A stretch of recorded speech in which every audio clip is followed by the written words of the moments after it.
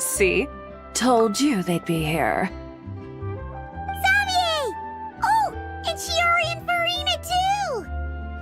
Ah, Hydro Archon above! If it isn't my darling camera operator and clapper loader! A very happy Fontinalia festival to you as well! I'm guessing you came back to celebrate with us? Yep, and help out too! Even though the last festival had some unexpected hiccups, making the film was still super fun. Since you're all here together like this, you must be planning on entering the competition, right? Of course! A celebration of the entertainment industry. No one who's anyone would choose to sit this one out. It only happens once a year, after all. Fontaine Fashion Week might be more my speed, but the film festival brings in a lot of orders and boosts brand recognition, so I wasn't going to miss out either. A few new awards have been added this year, too. Best Director, Best Costume Design, and Best Camera Operation. Ooh, sounds like we've got work to do. Come on, tell us! What's Musketeer Pictures film gonna be about? Oh, about that. What's wrong, Xavier? What's with that look? Oh, man. You weren't scammed by some shady investor again, were you? No. Even I'm not naive enough to fall for something like that again. Besides, thanks to the fine people here, Musketeer Pictures has more than enough funds to shoot without investors. And yet problems persist. Huh? What do you mean? Well, we were planning to replicate our past success and shoot a film based on a popular novel, but as we were holding auditions for the female lead earlier today, a striking young mademoiselle wandered in by accident. Her disposition was simply ethereal. The look in her eyes somewhat melancholic. Oh, I wish you could have been there. The awe I felt can scarcely be put to words. You had to be there, friend. No matter where she stood, it was as if her surroundings, even the air itself, turned into the perfect shot. Guess you found your lead actress, then? No, quite the opposite. My script is entirely unworthy of her. I fear it is. Nevertheless, I couldn't help but approach the mademoiselle to ask about her background and what brought her to Fontaine. What did she say? Sadly, she said her best friend was gone. After returning to her own homeland not too long ago, she decided to visit where her friend was from to remember them better. Oh, no wonder she looked sad. Yes, but that's when it struck me. Why not cast her as the lead in a film centered around her search for this old friend? Huh? You're gonna rewrite the whole script? But is there even enough time? Isn't the prep work super complicated? We might not finish. Think about the difficulties we faced with the two Musketeers. We had to start from scratch back then, too. I'd say we're ahead of the game this time. Guess so, but... Don't worry, Paimon. Shiori and I have evaluated the proposal, and we support Xavier's decision. I won't really need to start on the costumes until the cast is finalized, so it's not too much extra work for me. Oh, fair mademoiselles. How can I ever thank you? Finishing the script would be a start. You know, compared to a commercial popcorn flick, I do prefer the idea of shooting a more artistic film. One that leaves a profound and lingering impact in the hearts of the audience. I agree. True trendsetters are the people who dare to go against the grain. Wow! Leave it to Director Farina to have a vision. Honestly, though, the artistic passion of everyone at Musketeer Pictures is inspiring. Anyway, now that we've heard so much about this lead actress, Paimon's gotta know who it is! Ah! Columbina! What are you doing here? Hello. I was just walking past when I heard you talking about me, so I came over. Huh? You know Miss Columbina? Of course! Wait a second. Does this mean Columbina is the actress who inspired the whole rewrite?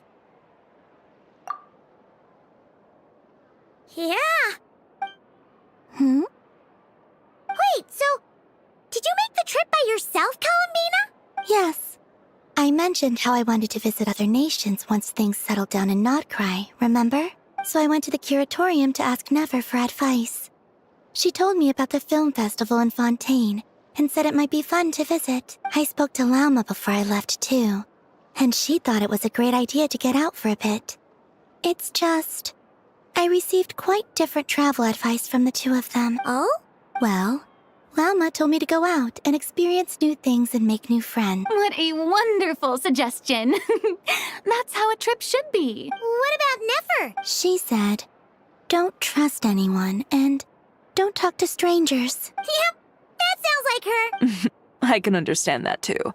It shows this Nefer cares about you a great deal, Miss Columbina. Yes, so I plan on combining their advice. All I need to do is turn strangers into friends, and then I can talk to them. Huh. That kinda makes sense, but also not.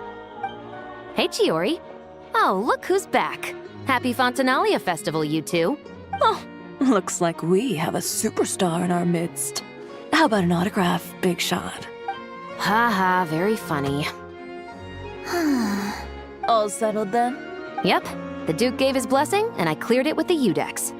During the festival, inmates with good behavior will get a chance to spend some time on the outside. Under the stringent supervision of the Special Patrol, of course. Risley! It's been a while. Happy Fontinalia Festival!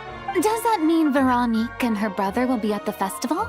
During a specific window of time, sure. Doesn't hurt to give the inmates something to look forward to. A little sun'll do them some good, I think. This is a friend from your travels, I'm guessing. Thought I heard something along those lines. Great! We should make some introductions, huh? Chevros, Risley, this is Columbina, a friend we met in Nodcry. Welcome to Fontaine, Miss Columbina. I bet the weather's been quite an adjustment. Yeah.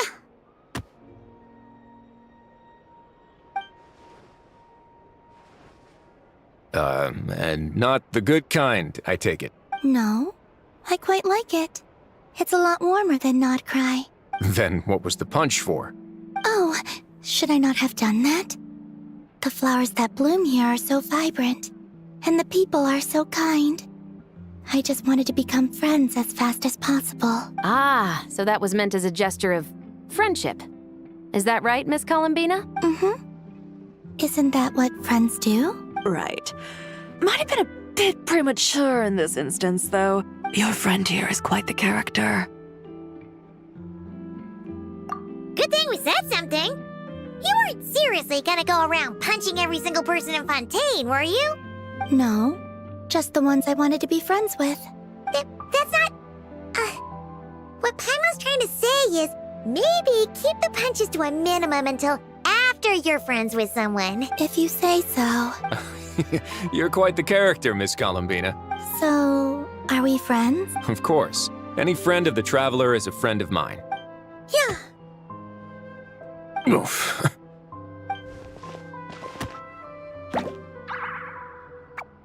When it comes to friends, you sure know how to pick 'em. So Miss Columbina is the lead actress I've been hearing so much about. The whole thing about her aura is starting to make more sense. You gonna be part of the film this time too, Chevros? That was the plan. But now that Mr. Xavier has changed the direction, I don't think I'm in quite as many scenes. It's all for the best, though. A different crew asked me to help consult on some of their musket work. Oh, sounds like our trusty musketeer is as popular as ever. I'm just going where I'm needed. I'm more than willing to help with whatever this production needs as well. Ah, well, speaking of, would you happen to know if there are scenic locations around the court of Fontaine that other crews haven't booked? The festival's pretty popular this year, so there's not a lot left. You might just have to talk it over with the other productions and see if they'll let you squeeze in here and there. I see. Having trouble finding a filming location? Yes, we made a last-minute decision to go down a different route, so the indoor locations we reserved are no longer a good fit. And it looks like all of the best outdoor spots have been taken. You know, I might know a place. Good views, good atmosphere, and no production team has snatched it. That sounds perfect! Where is it? You want me to reveal it just like that? Come on, let it be a surprise. As much as that sounds Riveting. I think we should divide and conquer. You go do that, and Director Farina and I will take Miss Columbina around the city to discuss lighting and styling. Is that all right with you, Miss Columbina? Traveler? Yeah, everyone here is our friend. So don't worry about a thing and just focus on enjoying your trip. Okay. All right, then the Traveler and I will go check out this potential filming location. It might even give me some inspiration for the new script. I'll leave this to the Duke then. Until later, everyone. Maybe we'll run into each other on set. Okay then. Lead the way, Risley. Paimon's not built for suspense. Let's get this show on the road. Who said anything about roads? Huh?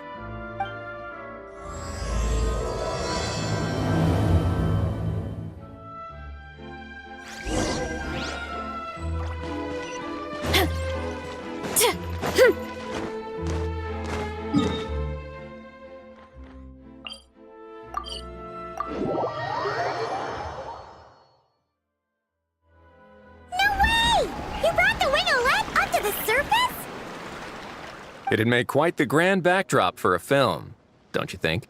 Paimon's more focused on the fact that this thing is supposed to be underwater, inside the fortress of Meripede. True. And keeping up with the maintenance on a vessel this big is a lot of work. It takes a crazy amount of manpower just to keep it up and running. Oh, Paimon kind of thought it just sat there until you needed it. I wish it were that simple. The truth is, the maintenance costs on this thing are substantial, so we decided to rent it out during the festival to earn some extra mora. Besides, the inmates are the ones who keep it in good shape. Seeing the fruits of their labor put to use is a good form of social rehabilitation for them. Huh, you've really thought this through. What you think, Xavier? Is this a good place to shoot? Ah, I've got it! Good messieurs and mesdemoiselles, I've got it! Gonna take that as a yes. The beginning is the hardest part, and the opening of this film has been eluding me, but now I know just how it should start. Glad to hear it. Thanks for bringing us here, Risley. Don't thank me just yet. This isn't quite a done deal. Huh? Not a done deal as in someone already rented it out? You said no other production teams had snatched it up! This person isn't affiliated with a production team. The rental fee was high enough to scare off plenty of other film crews, but she didn't blink. Made quite the generous offer, and didn't even attempt to haggle. Do you know what she plans to use it for? I'd like to at least have a rough idea before going in to negotiate. I didn't ask for the details, but I did see what looked like a fishing permit and a business license on her desk. My guess is she's planning on using it for some kind of restaurant or aquarium. A floating restaurant is sure to attract people, but an aquarium sounds cool too. The views from the ship make it a great spot for a date. The winglet might not be under my command right now, but it's always nice to see her admired. A film is sure to drum up some good publicity as well. I do hope we can work something out with the current captain. Well, guess we should head over and talk things out then. Best of luck.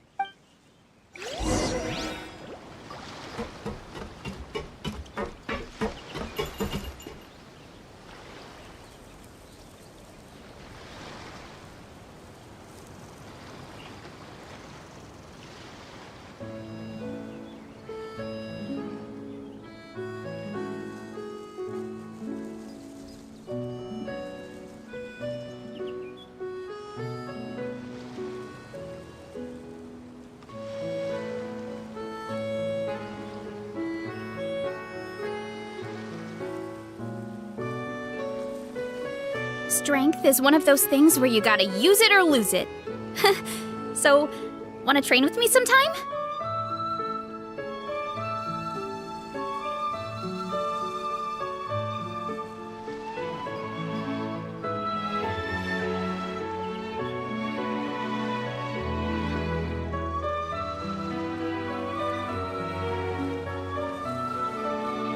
My parents always say, no matter how busy life gets, You should always sit down and enjoy a proper meal when you get hungry. What I like to do is stack my plate up high, then squash it all down. Take a deep.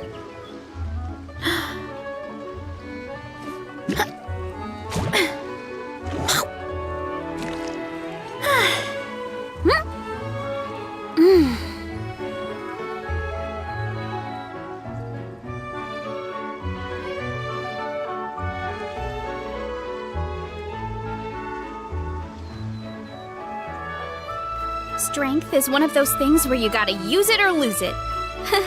So, wanna train with me sometime?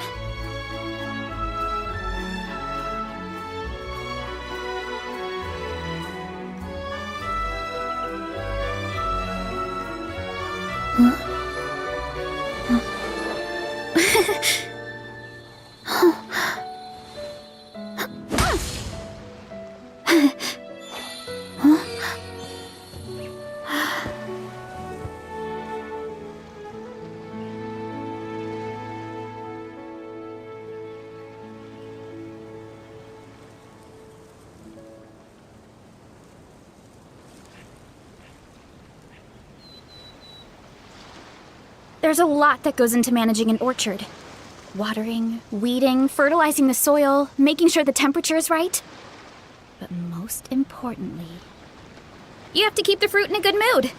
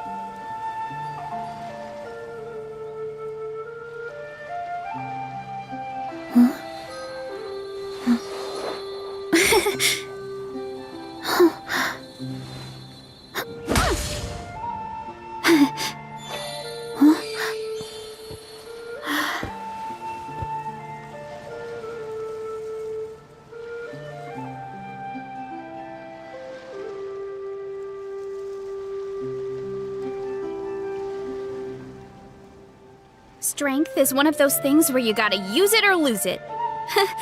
So, wanna train with me sometime?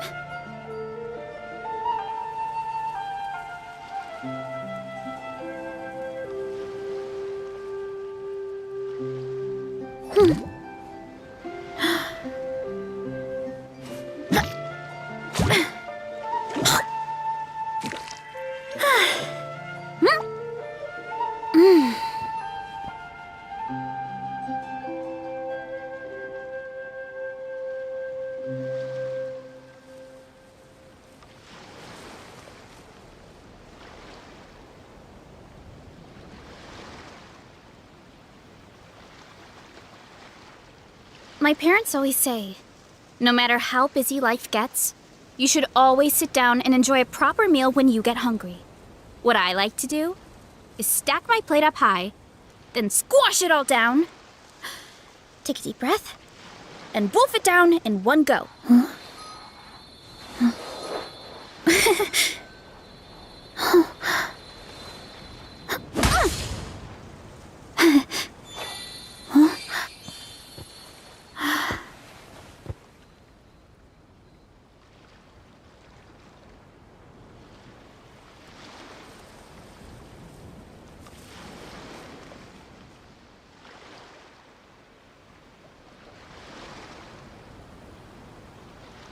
There's a lot that goes into managing an orchard.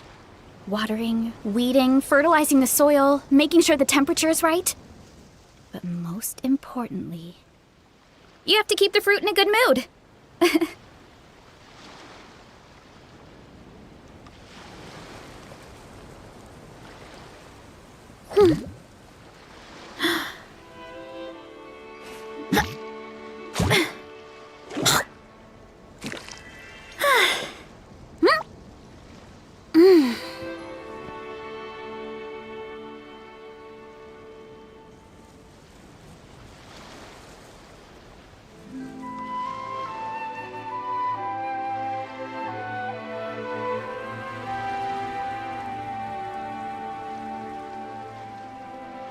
My parents always say, no matter how busy life gets, you should always sit down and enjoy a proper meal when you get hungry.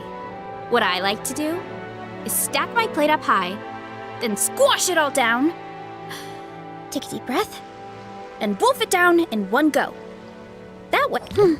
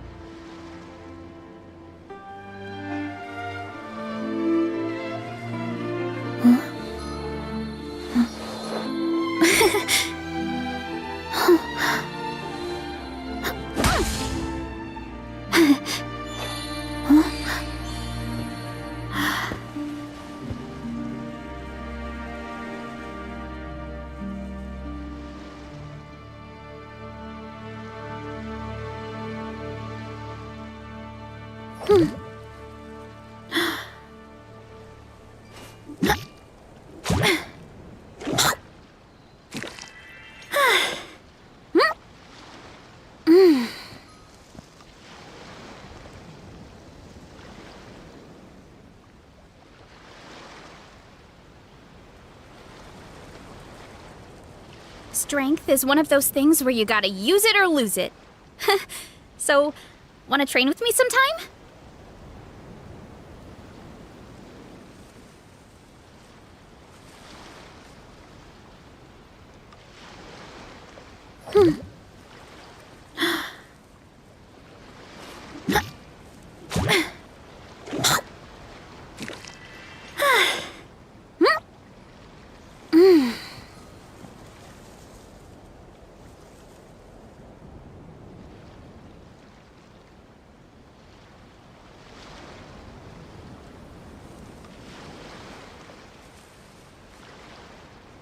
There's a lot that goes into managing an orchard.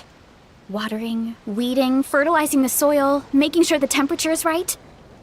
But most importantly, you have to keep the fruit in a good mood.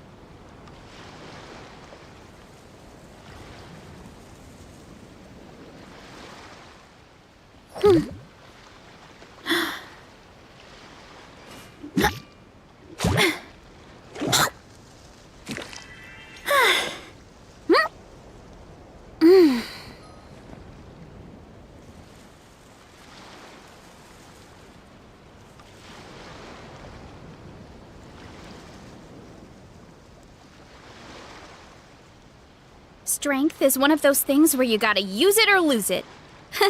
So, wanna train with me sometime?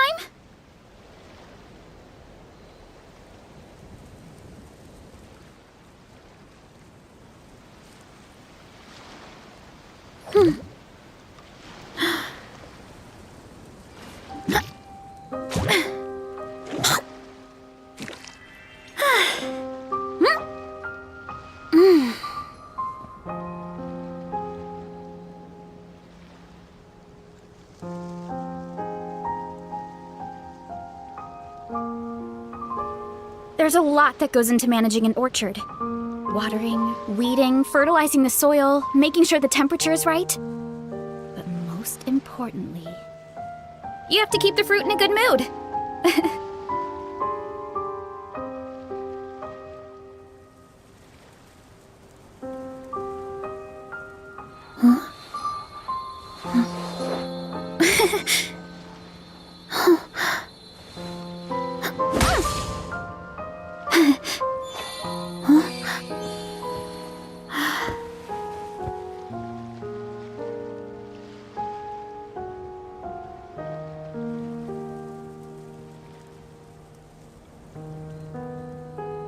My parents always say, no matter how busy life gets, you should always sit down and enjoy a proper meal when you get hungry.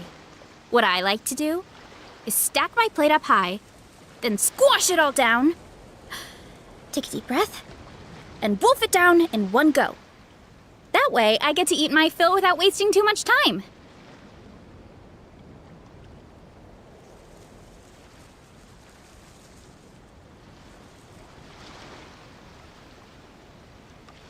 Strength is one of those things where you gotta use it or lose it. So, wanna train with me sometime?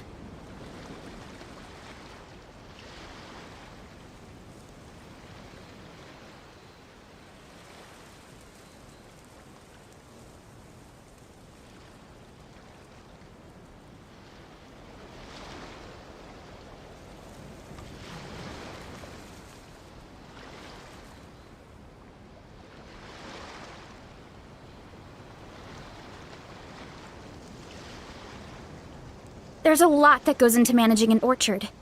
Watering, weeding, fertilizing the soil, making sure the temperature is right. But most importantly, you have to keep the fruit in a good mood.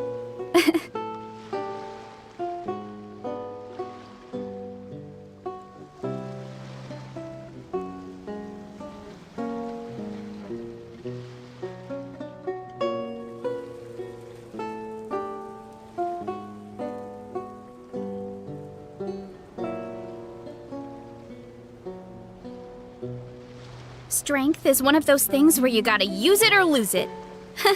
So, wanna train with me sometime?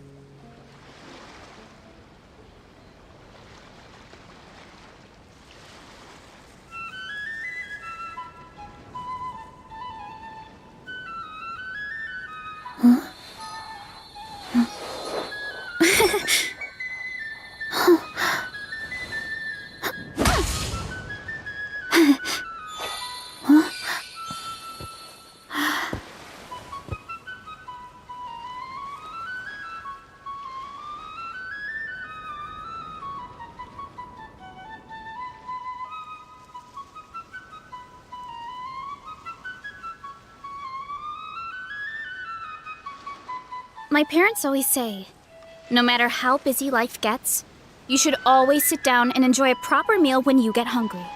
What I like to do is stack my plate up high, then squash it all down, take a deep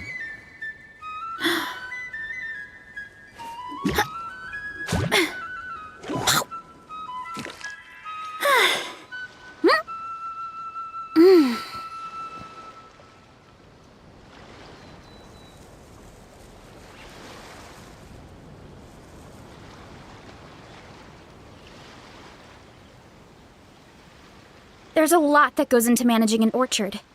Watering, weeding, fertilizing the soil, making sure the temperature is right. But most importantly, you have to keep the fruit in a good mood.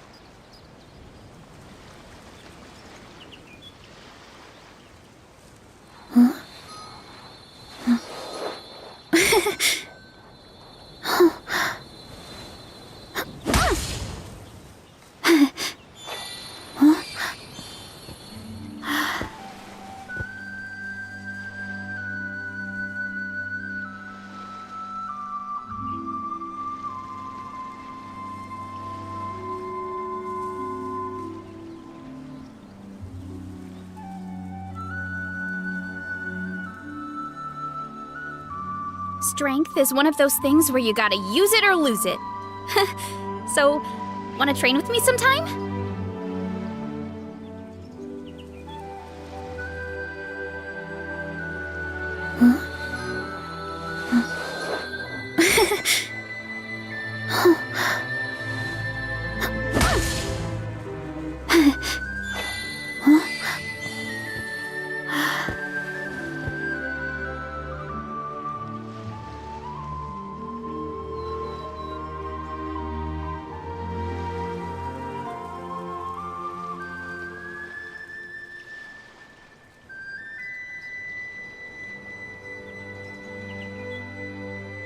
My parents always say, no matter how busy life gets, you should always sit down and enjoy a proper meal when you get hungry. What I like to do is stack my plate up high, then squash it all down, take a deep breath, and wolf it down in one go. That way, I get to eat my fill without wasting too much time.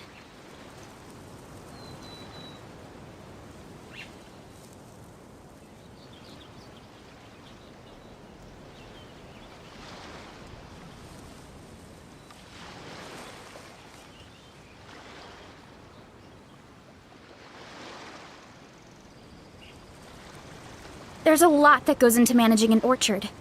Watering, weeding, fertilizing the soil, making sure the temperature is right. But most importantly, you have to keep the fruit in a good mood.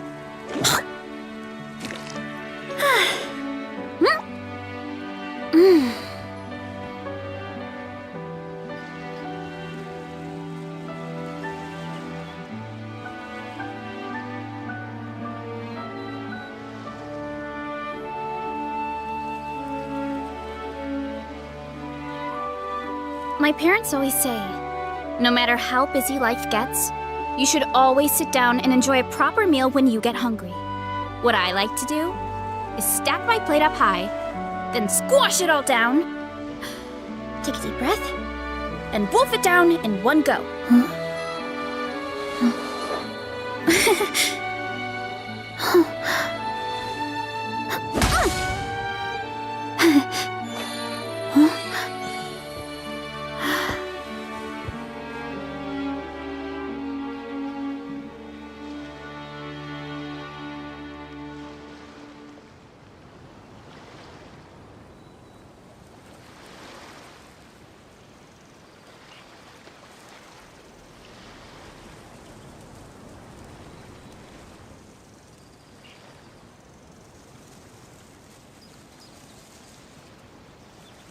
There's a lot that goes into managing an orchard. Watering, weeding, fertilizing the soil, making sure the temperature is right. But most importantly, you have to keep the fruit in a good mood.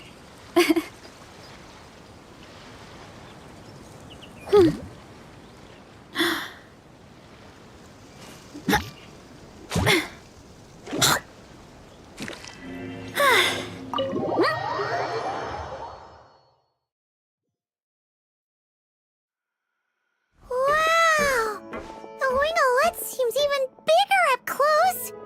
The rooms are so spacious. Wonder who rented it out. Hello? Anyone there? Perhaps the captain had business to attend to elsewhere. But why rent such a massive boat just to have it sit here without even leaving so much as a note? Let's try again. Anyone there? Hello? Seriously? Right now?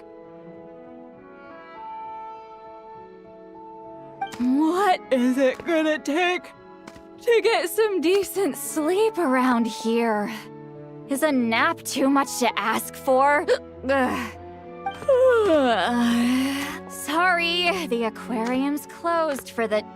Huh?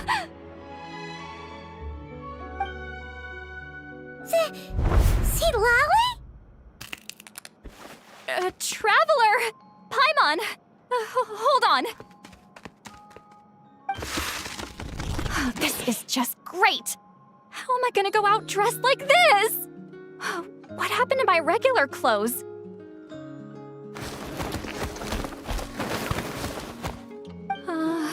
The wash! I put them in the wash after I drank too much and fell into the fountain. Oh, this can't be happening. Am I seriously gonna go out like this? Think we might have caught her at a bad time. See Lolly? I don't want to hear it. Hear what? A single word about what I'm wearing. No comments, none. Is... Oh, yep. Crystal. Huh? You think so? No, wait, I told you not to say anything! What was... Oh, his thoughts. I heard his thoughts. How could I forget about that? Oh, this is so embarrassing. I seemed a little too pleased to get that compliment, didn't I? Wait, the mind reading went both ways. Does that mean the traveler's hearing all this too? You clearly did! Huh? What did we do? Paimon's not following. Nothing. It's nothing. Let's just move on. Did you need something? You're not here alone, I see. Hello, I'm Xavier, a film director and producer from Fontaine. I meant to introduce myself sooner, I just didn't want to, interrupt. No wonder we ran into each other in Fontaine of all places. You must also be in town for the festival then. That's right. We're helping Xavier with his film. In fact, we were hoping to shoot some scenes on this boat. You're the one who rented it out, right, Seed Lolly? Me? Rent a boat? I wish I had that kind of spare cash floating around. Not to mention the spare time. Don't get the wrong idea, though. I'm not here to sail off into the sunset and live out some cushy retirement life, okay? I'm not that old. Then why you dress like... how did you end up staying aboard the Winglet? Well, I heard one of my favorite light novels was getting turned into a film, so I came to Fontaine to catch the premiere.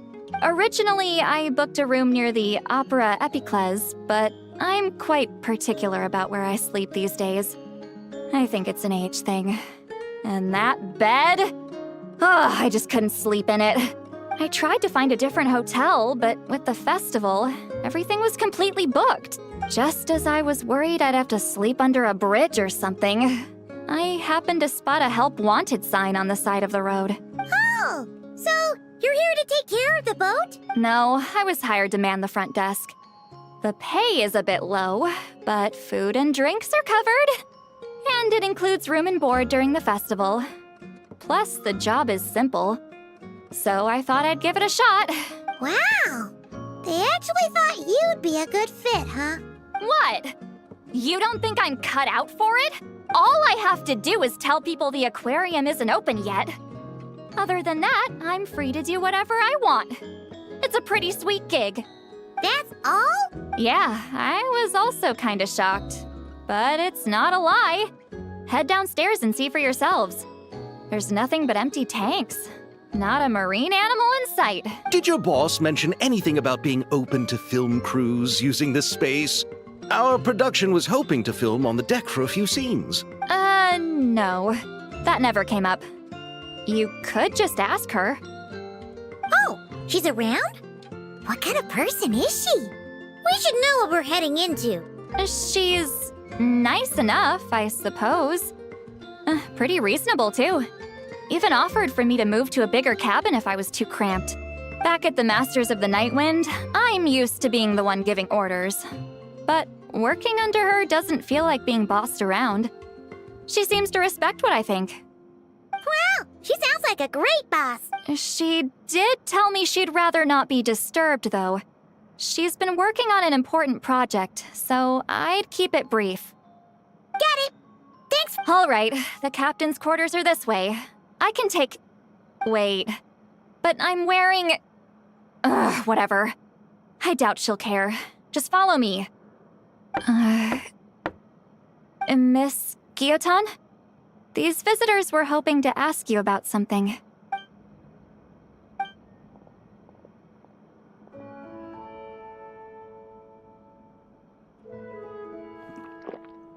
I thought I said to limit the interruptions.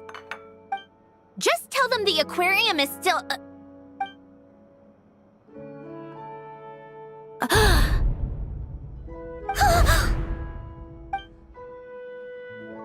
Sandrone? You're here! Huh? You know each other? Are you okay, Sandrone? Do you still remember us? Everyone was so upset after what happened. We all missed you so much. Miss Seat Lolly, why don't you escort this gentleman to the reception area for a cup of tea? I have something to discuss with these two in private. Ah, I see. Right this way, Mr. Xavier.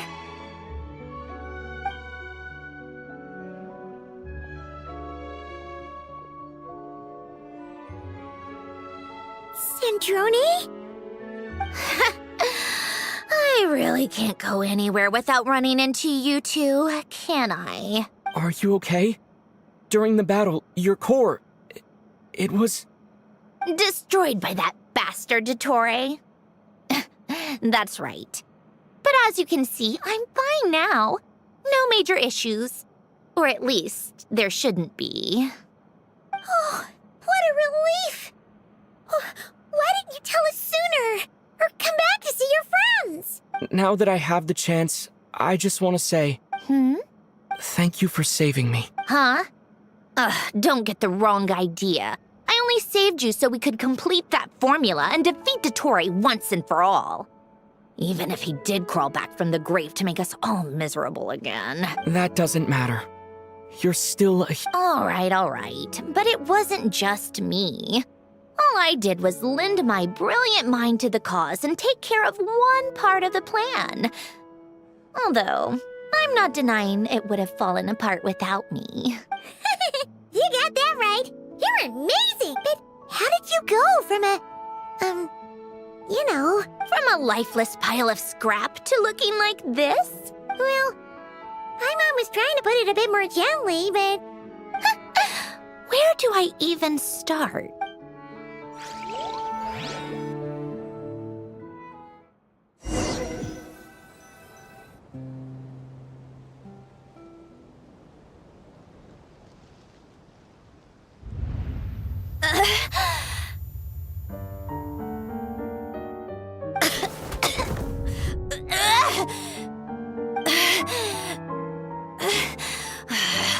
Curse it all!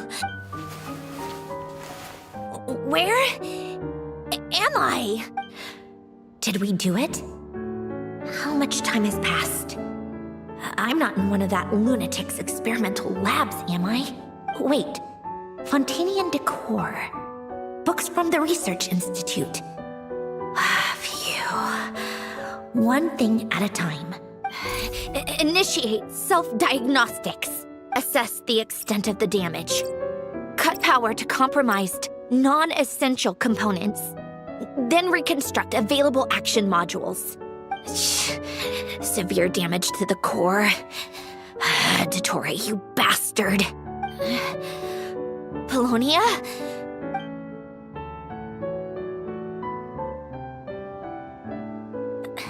Polonia, wake up!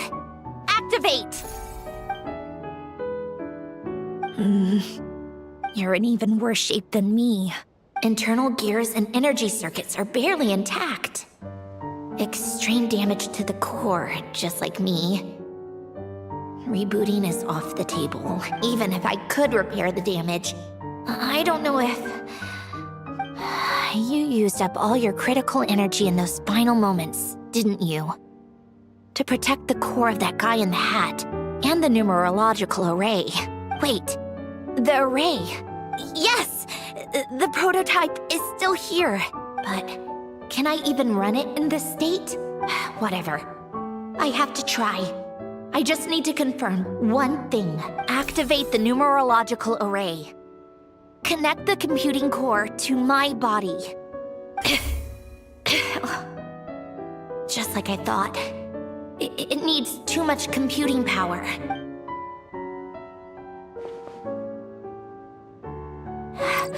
Cut off power supply to all functions except the thinking module.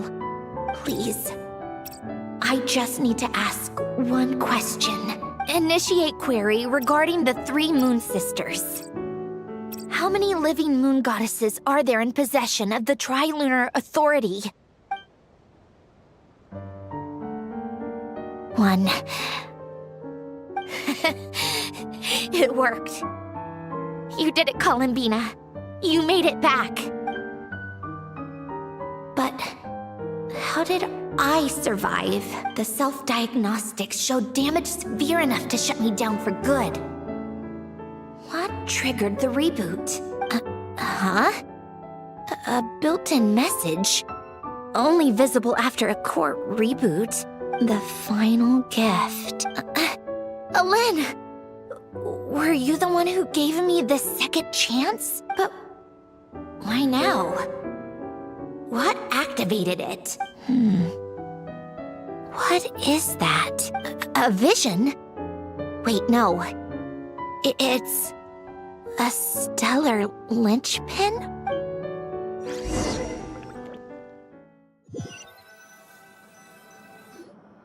A stellar linchpin? What's that? You can think of it as a rare kind of vision. As for what causes one to manifest, well, that's still unknown. But in Snezhnaya, or in Afatui's research at least, it's believed to have some connection to the third descender. The third descender? We knew his remains were used to create the Gnosis, but this is the first we're hearing about a stellar linchpin. You knew about the remains? Right, of course. Look who I'm talking to. Yes, the Heavenly Principles used the remains of the third descender to create the 7 Gnosis as a means to consolidate the Archon system. Visions result from that same system, so extrapolating from there, it's clear that the manifestation of a vision is also, to some extent, related to the third descender. Still following? For those that wield them, visions serve as a means to channel elemental power. The same is true of stellar linchpins. The difference is that, when wielding elemental energy, stellar linchpin users often exhibit a unique kind of power that seems to come from beyond to that. It's believed that, when a stellar linchpin manifests, impurities from the remains of the third descender get fixed in place. Hence, the name. That's also believed to be the source of the strange power I just mentioned. We've heard that visions can appear when someone has a really strong wish or desire. Stellar linchpins sound kind of similar, so does that mean... Huh? Oh, don't look at me like that. I've never had any grand wishes or aspirations. Just a list of things that drive me up the wall. So if you're asking why this thing appeared, I have no clue. All I know is that without it, the gift Alen left me, this built-in second chance, never would have triggered. The damage to my core was too severe. But thanks to the stellar linchpin's manifestation, it did trigger. And after my core rebooted, I was able to repair the damage to my body. I also managed to import the numerological array, along with some of Polonia's surviving algorithms, into this form. Wait, does that mean Polonia is... Yes. Unfortunately, Polonia is... beyond repair. Oh, we're so sorry to hear that. But you also mentioned something about a final gift? Yes. Alen often spoke to me about wishes and desires when he was alive. I suppose he thought there might come a day when I wished for something, and was willing to sacrifice my own life to fulfill it. So he left me a chance to start over. No, never. Alain once said I was his proudest masterpiece. That might sound boastful coming from me, but it's also an undeniable fact. After Alain died, I started studying how Polonia and I worked. Polonia is essentially a computational machine, so it wasn't difficult to figure out the mechanical principles there. But when it came to my own structure, that's when Alain, the Lord Artificer's true greatness, struck me once again. I attempted to imitate it when I created Catherine, but in the end, she turned out to be nothing more than a superficial replica. What? But his creation skill, Catherine, is super impressive. We were shocked when we first found out she was a puppet. No, she's nothing compared to what Alain was able to create. Some of the mechanical principles of my own core are still a complete mystery to me. Keeping that gift hidden wasn't even a challenge for him. Just a shame I had to waste it on fighting Dottore. I just couldn't stand the thought of him coming out on top. If you put it that way, the world owes me a whole lot then, doesn't it? Wait, but all this still doesn't explain what you're doing here. Risley said you rented the ship and even had some kind of fishing permit? That's because I'm trying to go back to the place Alain and I lived when he was alive.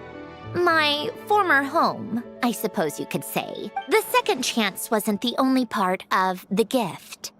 According to the message, Alain left me a few other things that are stored in the house we shared together. I'm hoping that whatever he left me can help fix certain anomalies in my rebooted core. And help me understand why I received a stellar linchpin in the first place. Okay, so go back then. What does that have to do with fishing? And to think I'm talking to the saviors of Fontaine. Did you forget that the water levels have been rising for centuries? I can't just go back to the place I used to live because now it's underwater. Oh, right. With the rising water levels and changes in terrain, it's not just a matter of finding where it is, but also clearing away any sediment or debris. But Fontaine law prohibits unauthorized individuals and organizations from excavating underwater ruins. A Melazine caught me the minute I even made an attempt. Why not apply for authorization then? And face the endless slog of Fontainian bureaucracy. No thanks. Besides, I'm a Fatui harbinger.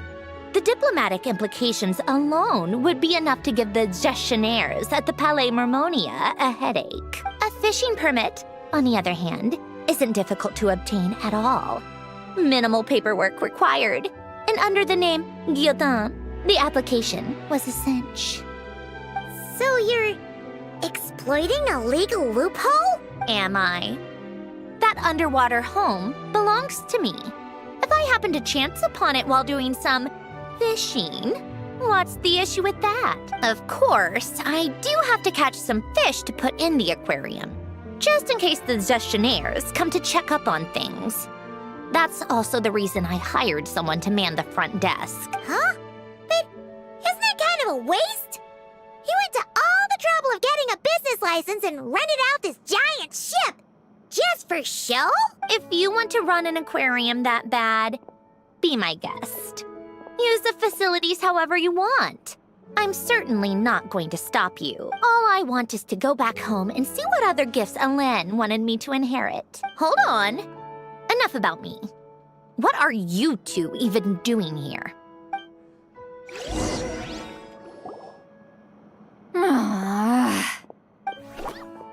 Seriously? They've been in there forever. The reaction when they saw each other was strange, to say the least. You're lucky I was nice enough to leave the room and give them some space. Back in the Masters of the Nightwind, I'm the one who gets to kick people out. I just want to know what they're talking about. Should I cast a little eavesdropping spell? Oh, no, what am I thinking? I'm Granny Eastleigh, the great shaman of the Masters of the Nightwind. I can't do something like that. This is just ridiculous. Making me wait out here for so long? Where's their respect for their elders? Oh, here they are. Were you back there arguing or something? What took you so long? The two of you are already acquainted with Miss Guillotin, then? Oh, yep. But don't worry, we got everything sorted. Sandrone agreed to let us shoot on the ship, but it has to be when she's not here. When she's not here? That's right. You'll excuse me if I didn't exactly ask for this little reunion. I wasn't planning on seeing anyone. Like I said, my core is severely damaged. Even with the gift, there are anomalies that are making things unstable. I don't even know if I can continue to function without issues. So the priority is to fix these anomalies and get answers to my own questions. Then, I can see the people that need seeing. Anyway, just let Sandrone know when you plan to film Xavier, and she'll, steer clear. I do hope I'm not causing Miss Guillotin too much trouble. No! She just wants to keep a low profile for her own, complicated reasons. She doesn't want anyone else to know she's here. Understood. I'll be sure to keep that in mind. Oh, and see Lale? Huh? You mean, what does she want? Oh, please don't let it be about the pajamas. What? The 7th of the Fatui Harbingers? Why are you telling me all this? I asked the Traveler about you, and I've decided it's best to be open in this instance. I can understand if you would rather not work for a Harbinger. Regardless, the room on the ship is yours to keep. You're an acquaintance of the Traveler, and I plan to honor that. Wait, she's actually nice? It's not a problem. The captain also worked for the Fatui, and he helped Natlan a great deal. We know that there are good people among your ranks. Besides, I've been around long enough to know what it means to earn one's keep. This isn't Natlan, and I don't expect special treatment. Besides, sitting at a desk isn't exactly backbreaking work. I appreciate that perspective, great shaman. Seat Lolly. Just call me Seat Lolly. That title makes me sound so... old. Well, Seat Lolly, the Traveler and I are looking for something, so we'll be heading underwater together soon. I'll leave the ship in your care while we're gone. Together? How often? Not too often. We're heading out in a bit, but I'll be available if you need something. You couldn't, go alone? I wanted to, but he was concerned about my physical well-being. So he offered to come with. Guess my mental well-being means nothing then. Huh?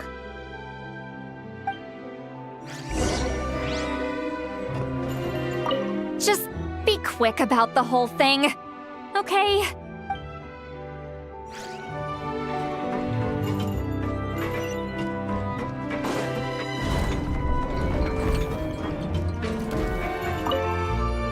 All right. Our first stop is the Beryl region. After Alain left the Fontaine Research Institute, he lived in seclusion somewhere around there.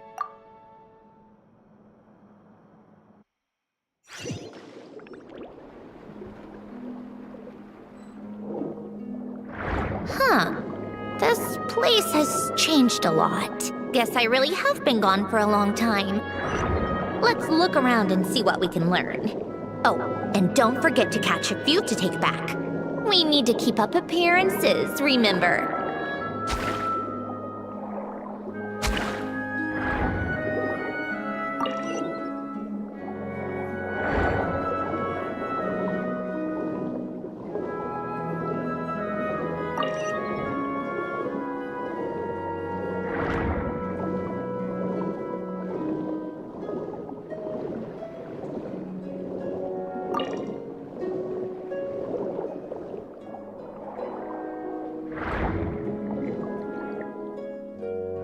Poisson isn't too far from here, right? It's all a bit nostalgic, I guess. Back when I lived here, all this was still above water. All right, I have a general understanding of the terrain changes and sediment accumulation. We can stop here for now.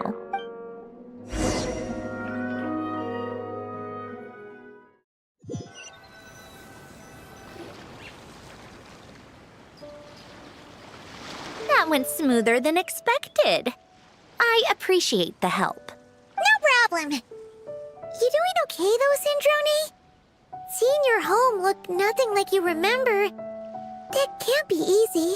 I'm fine. Times change. People change. That's the one thing you can actually count on. I made peace with that a long time ago. You should head back and put them in the aquarium tanks. We finished ahead of schedule, so your crew is probably still on the ship. I'll follow in a bit. Right. Xavier said he was gonna test out a couple of shots. I'm sure. I want to take another look around on my own. Okay then. Want us to let you know when the filming is done? No need. Columbina relies on Kuvaki to perceive her surroundings. In Nodcry, her senses are heightened because Kuvaki is everywhere. But here, as long as she doesn't activate her abilities, her range of perception should be equivalent to an average person's line of sight. I figured that out back in Snezhnaya. That's oddly specific. I have hiding from her down to a science. So, what? Things might be a bit different now that she's merged with the Moon Sisters, but I doubt there's been a drastic change. The point is, you two can head back. Don't worry about me. Okay, if you say so. Come find us on the ship if you need anything.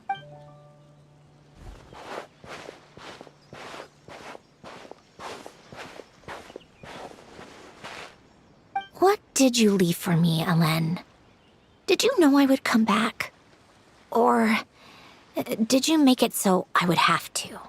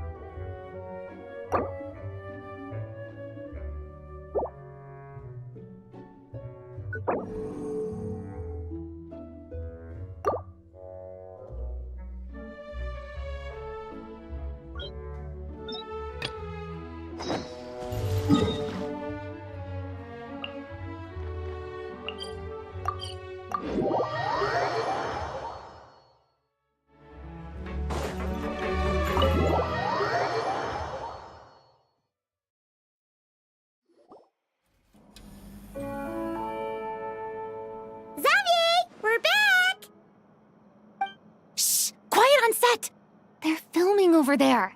Oops, sorry.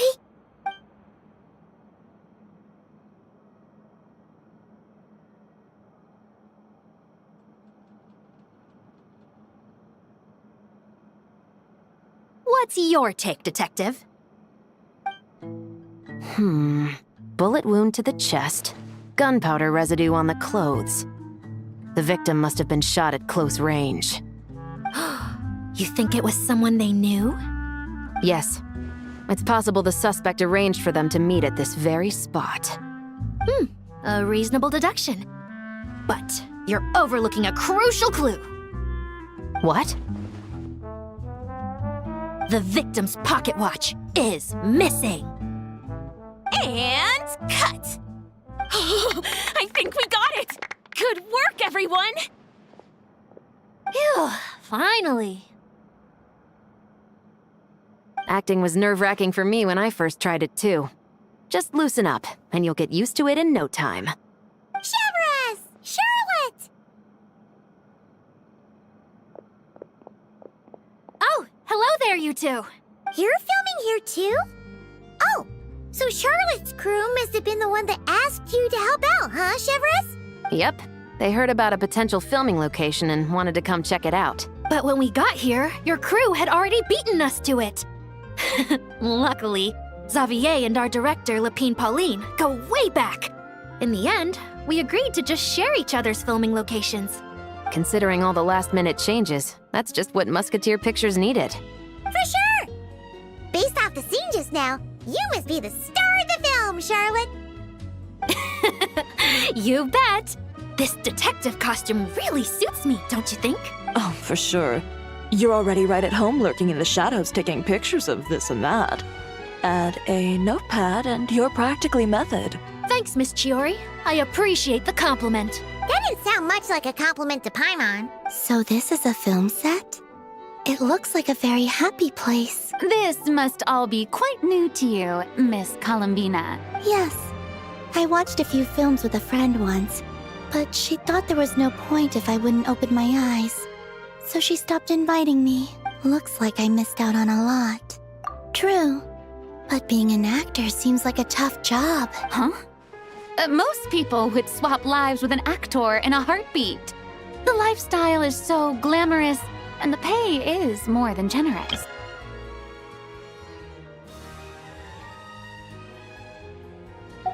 But they have to act out lives that aren't their own, with the whole world watching on in judgment. If they don't do it justice, it must feel like they're letting people down. That's exactly how it feels. This young lady has quite the unique perspective. Well, that's true. But these actors are here because they want to be and they think it's fun.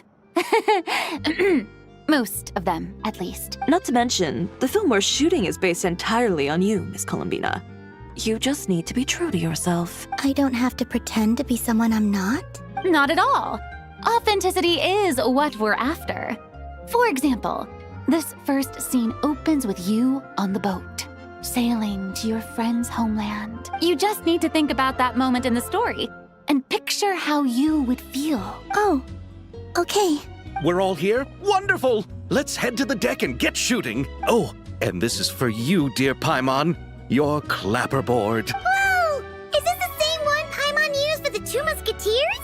The very same. I saved it just for you. Thanks, Xavier! Feels like being reunited with an old friend. Of course! That said, I have a different job in mind for you this time, traveler. Our film is focusing on a single protagonist, so conveying the subtle changes in her state of mind is of the utmost importance. In addition to the actor's own performance, another way we can convey that is through lighting. Huh? But there's already a lighting specialist, isn't there? Yes, but it's clear the traveler and Miss Columbina share a deep bond. You might have a better chance of understanding her frame of mind in certain scenes. So, what do you say? Willing to take on the role? It's settled! I leave...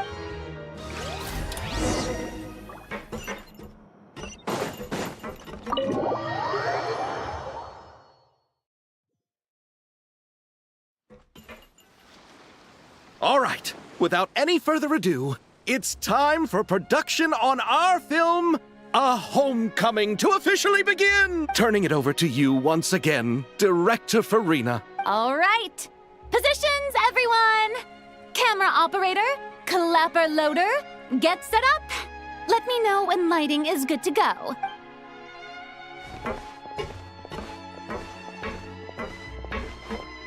All you need to worry about, Miss Columbina, is hitting your mark. Other than that, just focus on immersing yourself in the emotions of the moment. Okay. Good. Lighting, are we ready?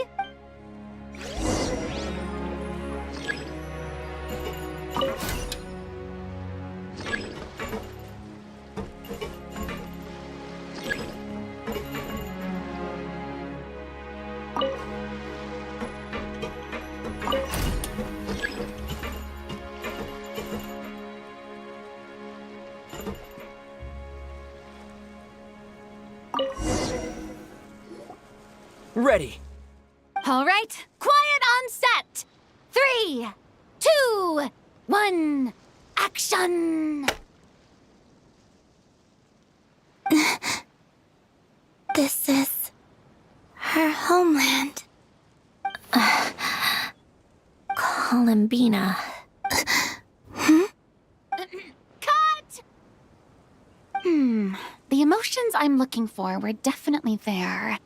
Let's just try to keep it a bit more natural. Oh, but definitely keep that gesture at the end. I loved how real it felt. You looked genuinely moved.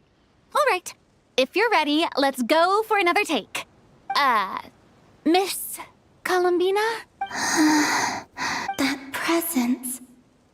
It kind of felt like Sandrone.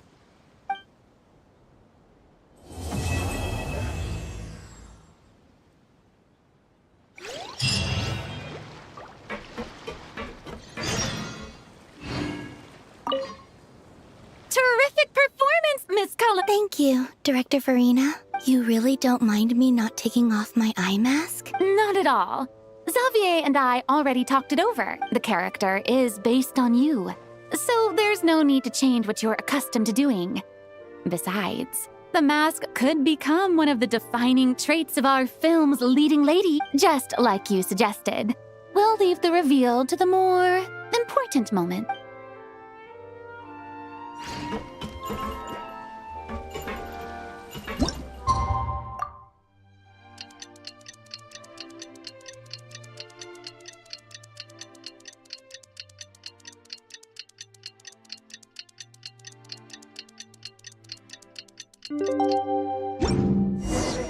Sandrone said that if everything goes smoothly, we should be able to pinpoint the exact location of her home today.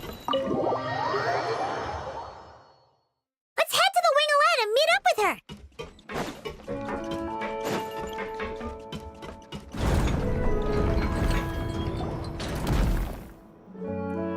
Ah, you're here. We should get going then. Xavier and the others should be filming soon. How's it going?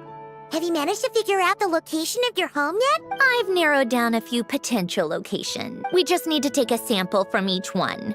Once the equipment analyzes them, we should know the exact location and where to find the entrance. Great! We should get started then.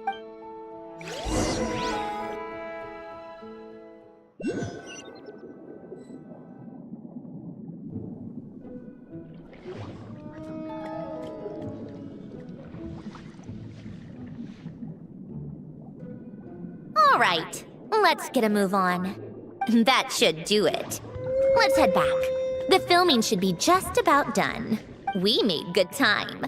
We might even know the location by the end of the day. You sound pretty happy about that. Do I? I suppose I've just had enough of these anomalies I've been dealing with. The sooner I can fix them, the better. Anyway, enough chit-chat. We have work to do. Oh, but let's head in through the side door. I don't want to run into the crew on the deck.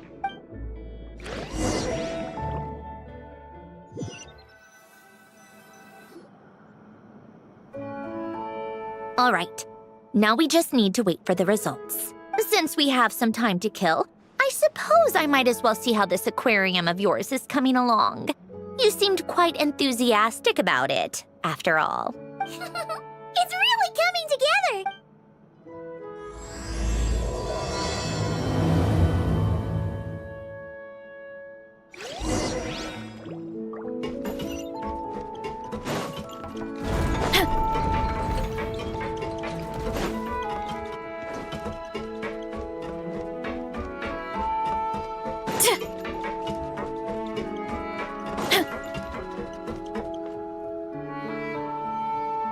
Oh, kind of impressive, actually. These must be the ones we caught the first time we went underwater. Like it? It's fine, I guess. Nothing special. Come on! It sounded like you really liked it just now. You're that proud of it? Is this a sense of accomplishment or something? Well, yeah. And it's pretty. You know it's gonna be gone soon, though, right? What do you mean? After the festival, this ship will be returned to the fortress of Meropide, and this aquarium will be no more. So? So, no matter how much work you put into this place, once the festival is over, it's all just going to disappear. But not making the most of it when we have the chance is an even bigger waste. But if you know it's all going to be gone one day, why even bother? Well, because Because you still get to keep the things you gain along the way. And those are things that can never be replaced. Doesn't that make losing them even harder? well, if you put it like that, but the happy memories we make along the way last forever. You just have to take a more glass half full perspective.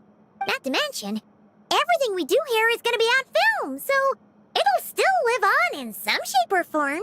And when you look back on it, only happy memories will come to mind? Exactly. So it's about finding joy in the process itself. Traveler! You're back already? What's wrong with that? You say that like it's terrible news or something. How did you get here? I didn't see you on the deck. Oh, never mind. We need to help Miss Guillotin hide ASAP. The crew is heading over here to shoot any second. What? They should be done by now. There was a mishap earlier that cost them some time. I was waiting on deck so I could warn you the minute you showed up. Anyway, you should head back to the captain's cabin right away. They're gonna be here any minute now. Ugh, finally! That's a wrap for the scenes on the deck. Wouldn't have taken half as long if the wind hadn't snapped our equipment in two. Uh-oh! Too late! Change of plans then. You'll just have to hide. Hide? And where exactly am I supposed to do that? Oh, there's a box over there. You can get in that. Huh? You expect me to...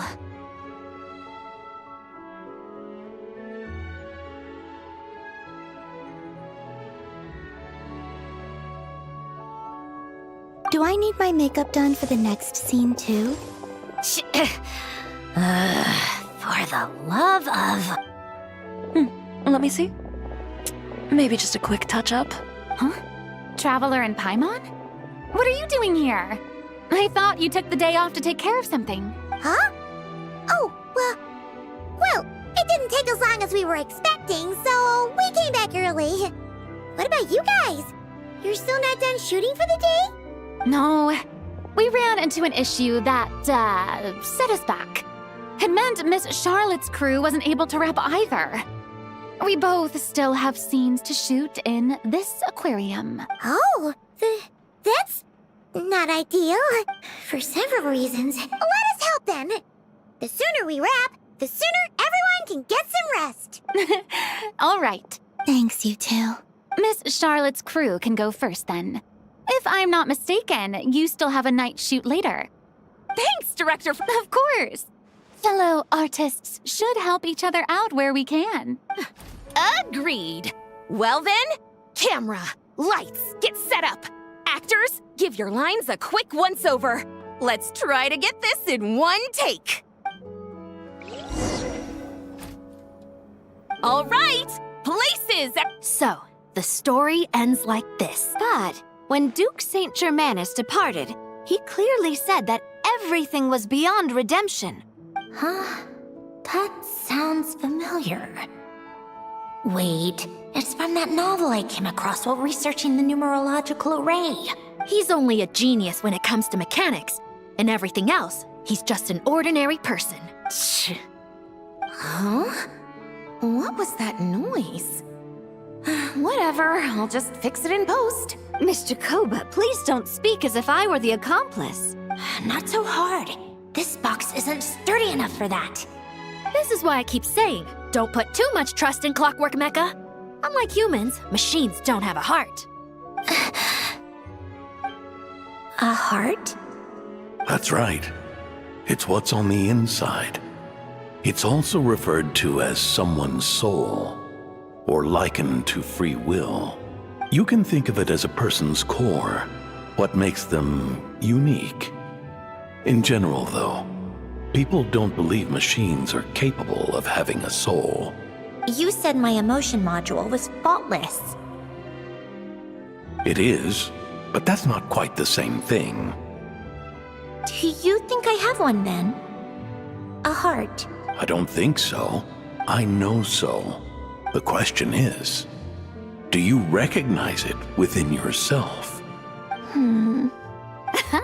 That's where you're wrong. I can't believe this.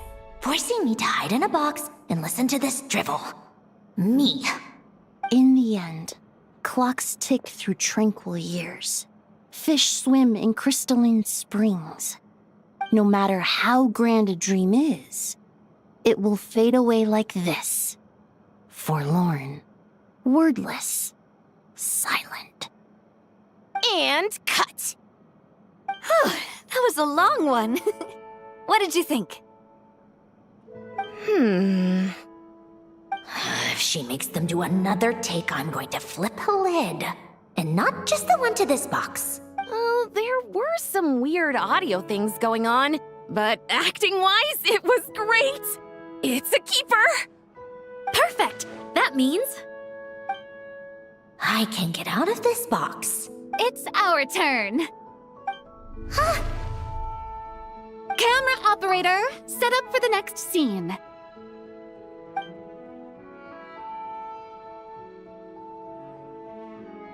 In this one, our protagonist peruses an aquarium in a foreign land and gets swept up in memories of her friend.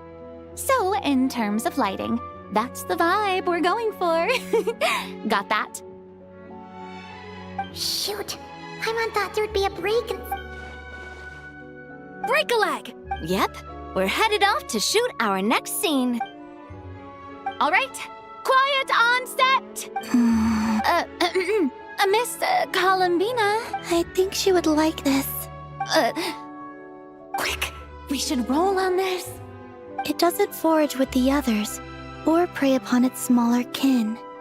Instead, it remains where it is, cradled in the coral's quiet beauty, as though the raging cyclones above are of no consequence. And yet, she still stood before the cyclone in the end.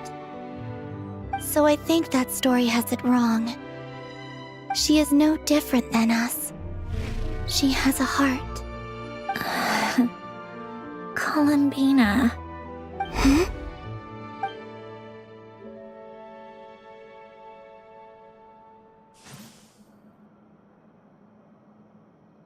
Uh-oh, is she onto us?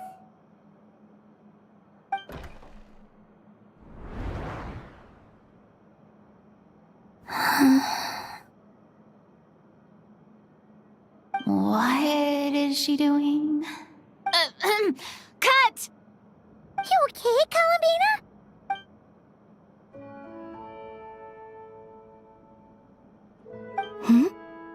Oh, yes. I just thought... Why don't we take a short break? It's been a long day of shooting so far. That last take was beautifully organic, though. We can use it as is. No need to go again. Thanks, Director Farina. But I'm fine to continue. You're sure? In that case, let's shoot some quick B-roll. Then we can move to our next outdoor scene.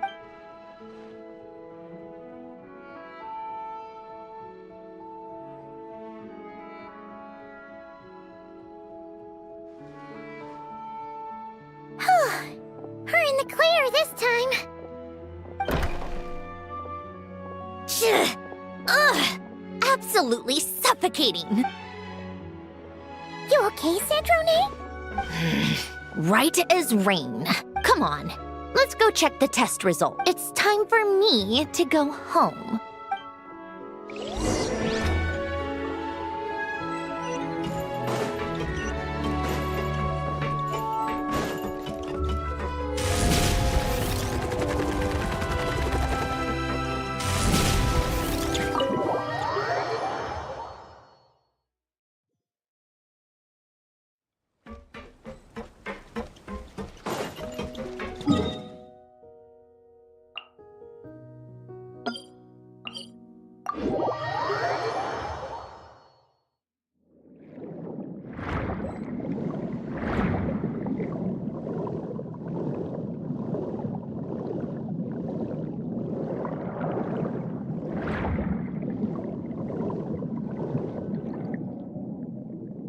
All right, it should be around here. Give me some space. I'll activate the water insulating mechanism.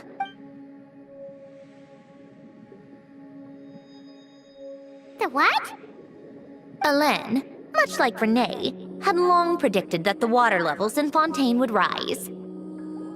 Thanks to his expertise in mechanics, he was able to implement a few simple measures to protect our home from flooding. I told him there was no need, that I would just move when the water rose too high. But it would seem he knew a day like this would come.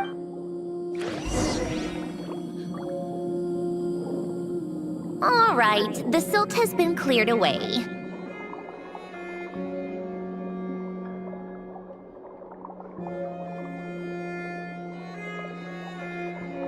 Go activate the mechanism for the first sluice gate. That will fill the empty middle chamber with water.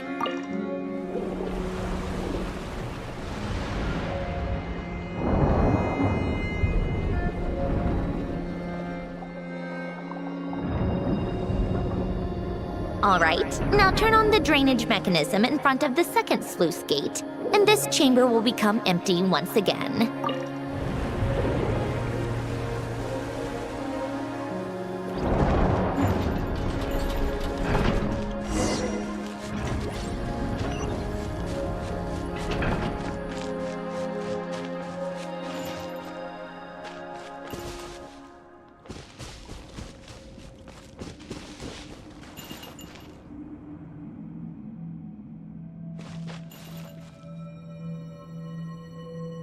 So, this is where you used to live? It's beautiful! There's even a garden! Back when I lived here, it was my job to tend to the potted plants and flower beds. Still growing strong even after all this time. Who would have thought? If the weather was nice, I would take Hélène out in his wheelchair and we would go for a walk. Before long, we started bringing Polonia along too. Come to think of it, I was the only one who could get around easily back then. Polonia always got stuck at some point, and it was up to me to launch a rescue mission. Happy. I suppose they were. Uneventful, but pleasant. Repetitive, but peaceful. It was like living in a world where time didn't exist. Of course, that was all just an illusion. Death still awaits all of us at the end. Oh. All right, enough standing around. Let's head inside.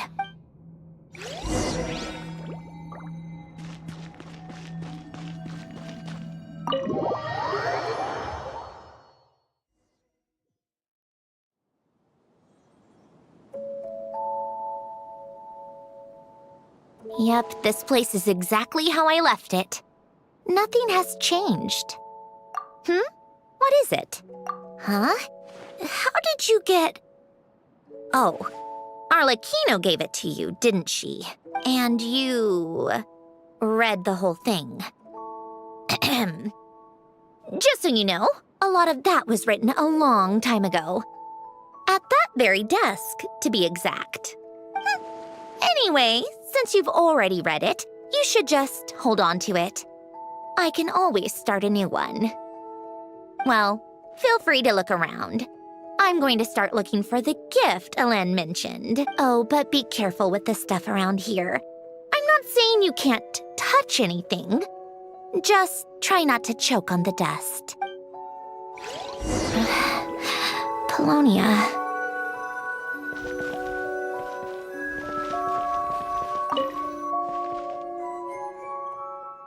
Oh, these are some of Hélène's drafts from his later years. Just casual doodles, really. And these are just some unimportant letters. I couldn't be bothered to sort through them before I left.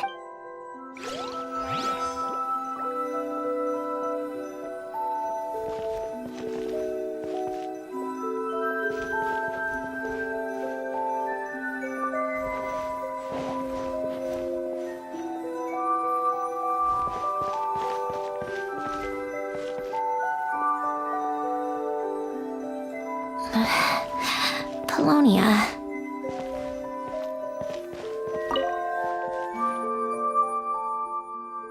This was Hélène's workbench. Later on, of course, it became mine. It's where both Polonia and I were brought to life. Before Alen was bedbound, this is where he would teach me about mechanics. I would sit and listen, chiming in with questions here and there. Later on, when he got too sick, I took over and would work on Polonia here.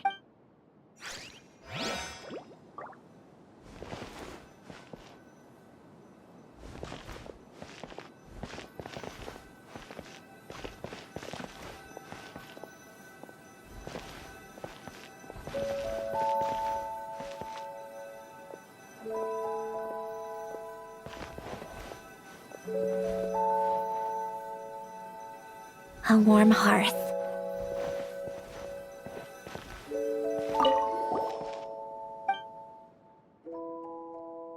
Wait, the people in this picture look kind of familiar. Oh, this was taken when Alen and Renee were both still at the Fontaine Research Institute. Before their falling out. In his later years, Alen would often sit by the fireplace and stare at this picture, wearing an expression somewhere between guilt and longing. He said he sometimes regretted not helping his friend when he needed it most, even if just to stop him.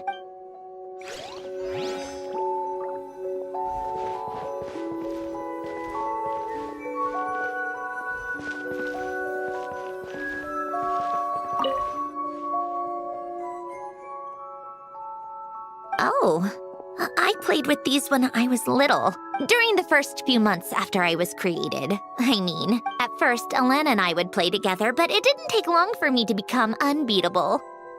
So, Polonia and I played together instead. Yeah, these don't look like Paimon's kind of games. Logic and math puzzles? Those happen to be my specialty. It's been so long. What do you say? Should we play a few rounds? Let's go with this one. The gears on the left are stacked from largest to smallest. The goal is to move them to the other side in the fewest number of moves. Just remember, you can't stack a bigger gear on top of a smaller one.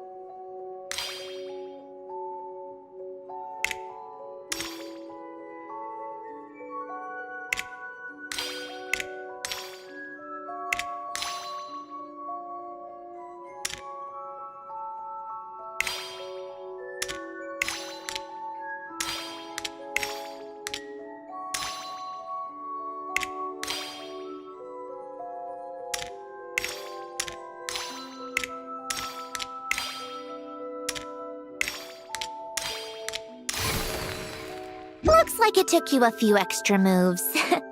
My first attempt was the same. You'll get better with practice. Well, what did you think of the game? Well, these kinds of puzzles aren't for everyone. I suppose my upbringing wasn't exactly conventional in that sense. Wow! This house is filled with so many memories! It's so cozy and charming. You should have seen it at its prime, when people actually lived here. A lit fireplace, a steaming cup of coffee. That's the real deal.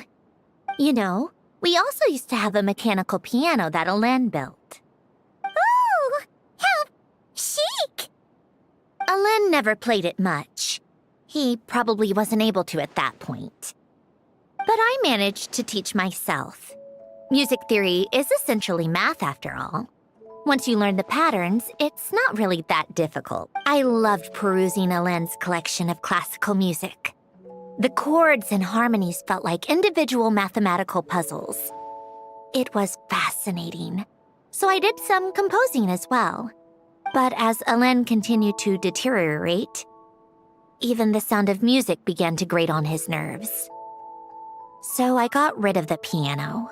Oh. Back then, I assumed a piano was like an ordinary clothing rack, commonplace in every home and easily replaceable. It was only after I left that I realized how hard a good piano is to find. Enough about that. Alen's gift should be just in here.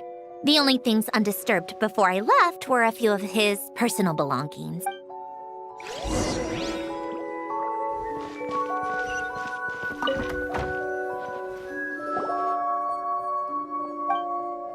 Wait, there's a hidden compartment at the back of this box. Looks like it's locked with some kind of gear mechanism. Knowing you, Alen, I'm guessing it goes like this, then like this? Got it. Am I a genius or what? Let's see here. A box? Well, you gonna open it?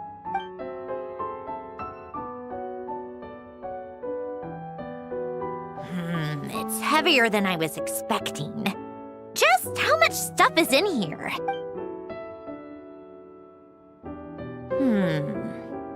A letter?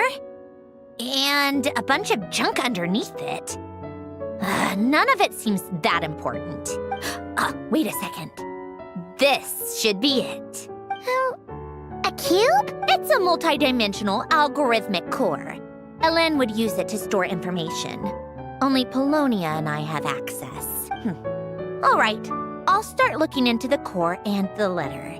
Feel free to go through the rest of the stuff and see if there's anything useful. Okay. Hold on. There's another picture in here. This one has writing on the back. A snapshot of you playing among the plants shortly after you were born. You seem to like these flowers a lot. May you grow and flourish just as they do. Huh? Wow! Look how happy you are in this picture. You've changed a lot since then, huh? What's that supposed to mean? Just that you come off kind of aggressive sometimes. Or, you know, annoyed at everyone around you? Well then, people should stop being so annoying. It's not like I'm the one with the problem. Of course not. Oh, here's something else. Looks like a piece of paper torn out from somewhere.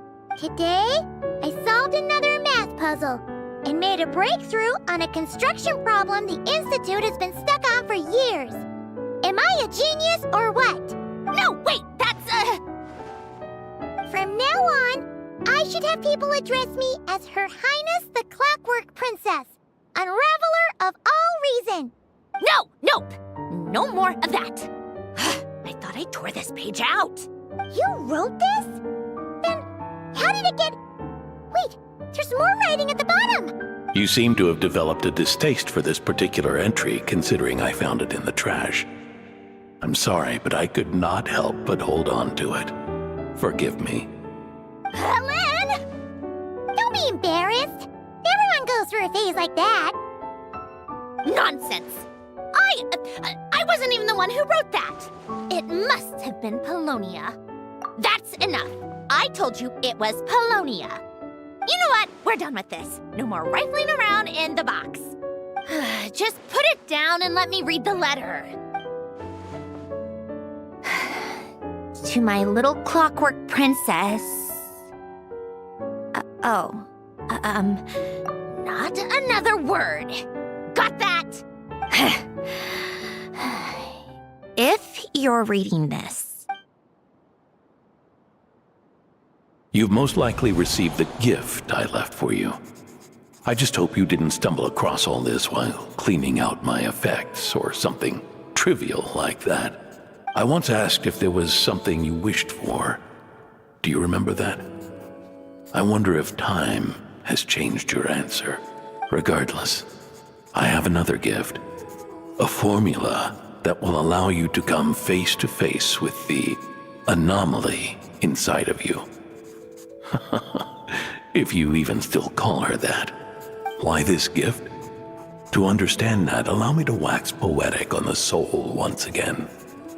I would ask you to stick with me until the end, but I know you will. You always have. I believe a person should be born twice over in their lifetime. First, there's the birth that grants us life. Then, the birth of the soul. It's a matter of transforming the life bestowed upon us into the life we choose for ourselves. And to do that, we must look inward. We must make a conscious choice to define the meaning of our life instead of allowing the happenstance of our existence to pass us by. This is the process of recognizing the soul that lives within us. You are my proudest masterpiece. I told you that long ago. But to me, you have never been a creation or a machine. To me, you're just like the rest of us. You have a heart.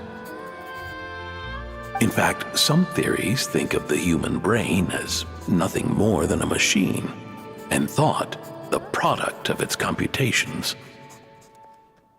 So you see, perhaps we're not so different after all. Your inner machinery is just far more advanced than most.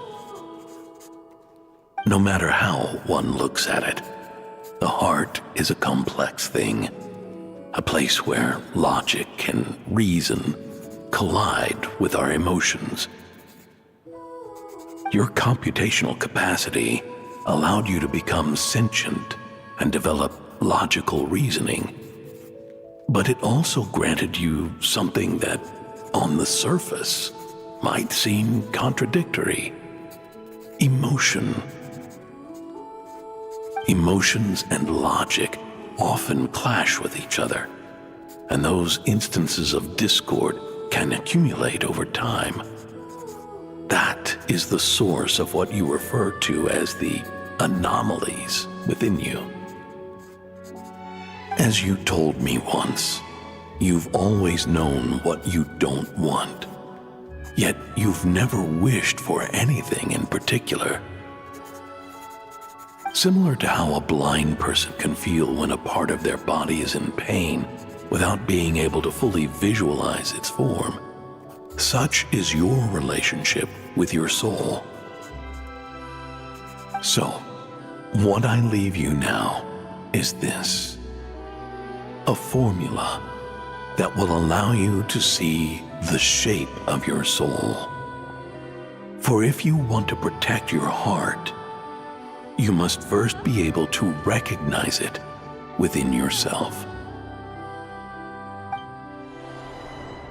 Of course.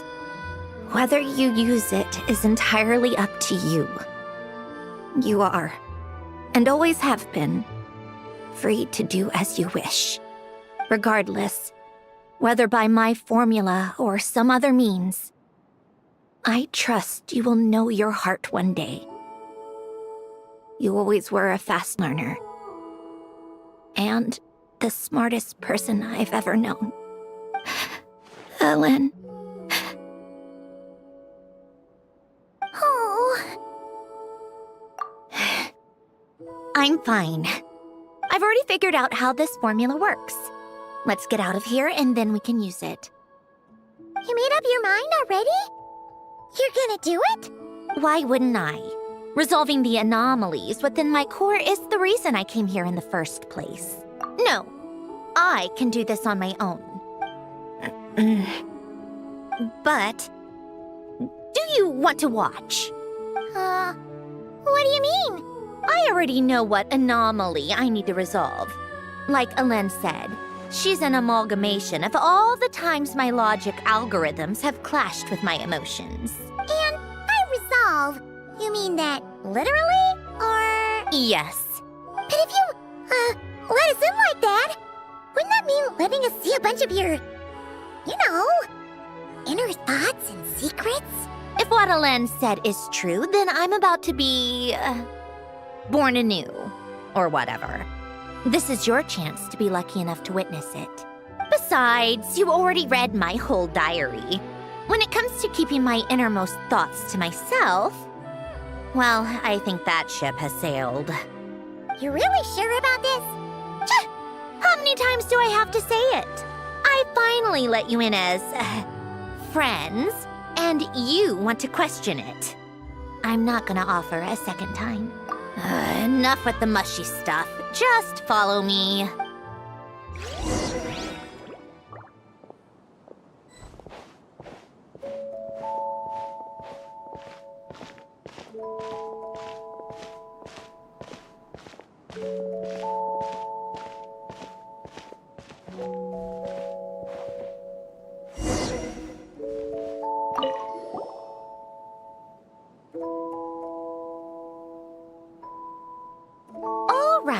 With the numerological array, I can construct a simple formula that will allow you to experience what I see and hear in real time.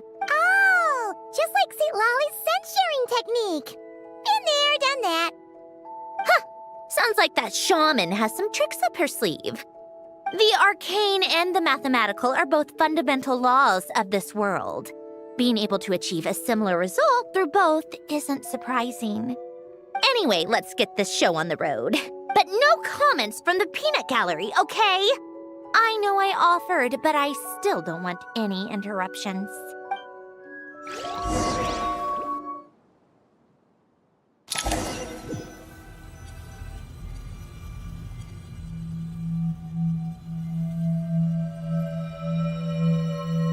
Is this my heart? No, it's probably just the result of Alen's formula. A space dedicated to resolving anomalies. Huh. But it looks like the walls are all... mirrors? You made it. About time. Is that me? From the past? You just spoke of anomalies. Well, here I am. What happens when emotion contradicts reason? Shall we sit down and talk?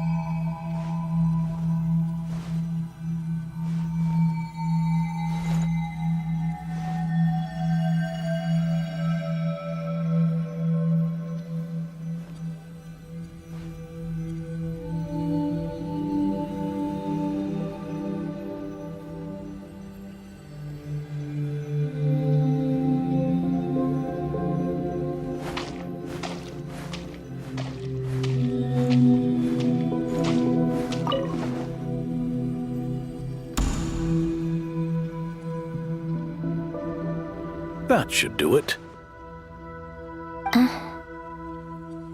Hello. My name is Alain Guillotin. Can you hear me? Brings back memories, doesn't it? The time we spent here. Here, I want you to have this. A notebook? You can use it to write things down. I don't need to write things down. I have unlimited memory. Even so, some things are more important than others, right? You can use it to write about the things that matter. So you wish me to carry out a basic priority sorting operation? I suppose you can think of it like that for now. But journaling is also an act of finding oneself. Much like we use wooden stakes to guide a plant to grow in a certain manner, what we choose to write down gives the soul much-needed direction. In the act of choosing what to forget and what to hold on to, we decide what kind of person we want to become. I don't understand. Like I said earlier, I don't need something like this. This is where we were born. Where our life began. Mornings of tending to the garden. Afternoons spent cleaning, reading, or studying. Evenings of cozying up by the fire, listening to Alen share stories about his past. Alen. What is it? What are you drinking? Oh, this? It's coffee. It, makes me more productive. I want to try it. Oh, okay. Here. Bitter. Speaking of, why did you design me with senses? Taste, smell, touch. Well, I'm not quite sure. It just felt like the right thing to do. I suppose I hoped you might have a life of your own one day, and that you deserve to experience all life has to offer. Oh. Still bitter. But the smell is nice. I thought those peaceful days would go on forever. You know that's not possible. Maybe. But how was I supposed to know the end was just around the corner? That was just bad luck. Was it? Well, it certainly became a pattern, now didn't it?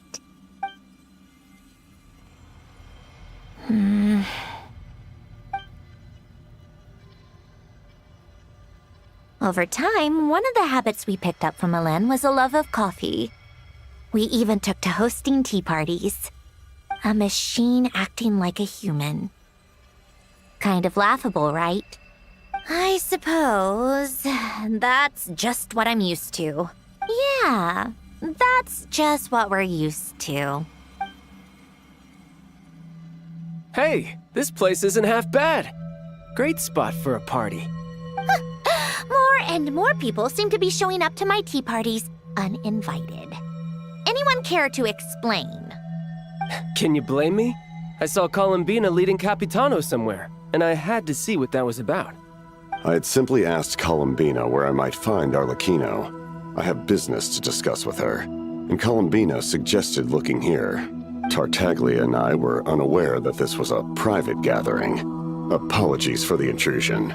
It won't be for long. Whatever. Just add it to the list of annoying things that have happened today. What's one more? Since you're here, you might as well stay for a cup of tea. See? Told you she wouldn't mind. Much obliged, Sandrone. Well, look who we have here. Good thing I brought extra desserts. This has turned into quite the occasion.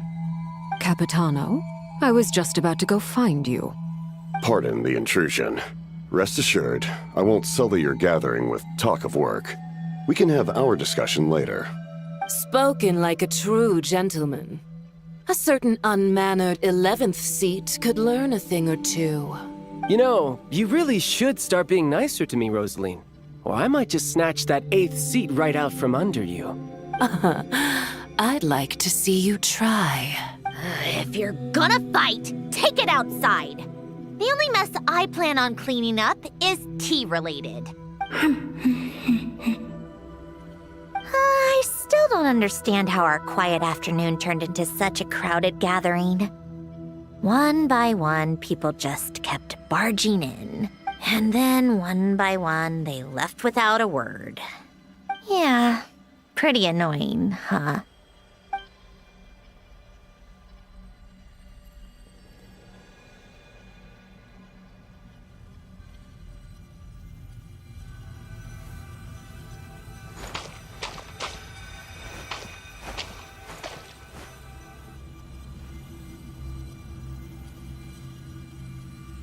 Of all my days with the Fatui, the times I spent with you, Arlecchino, and Rosaline, they were my favorite. Goodbye, Sandrone.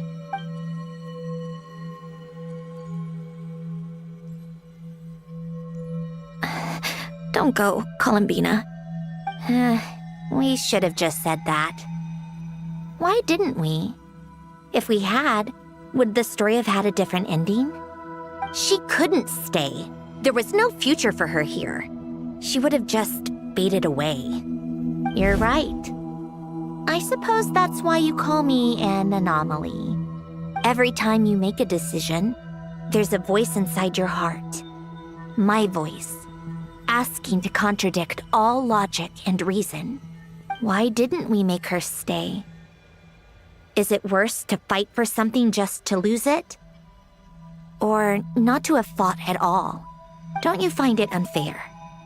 One by one, we keep losing the things we care about the most. But in the end, whether I want to fight for something or cry over all we've lost, you just push it down and pretend not to hear.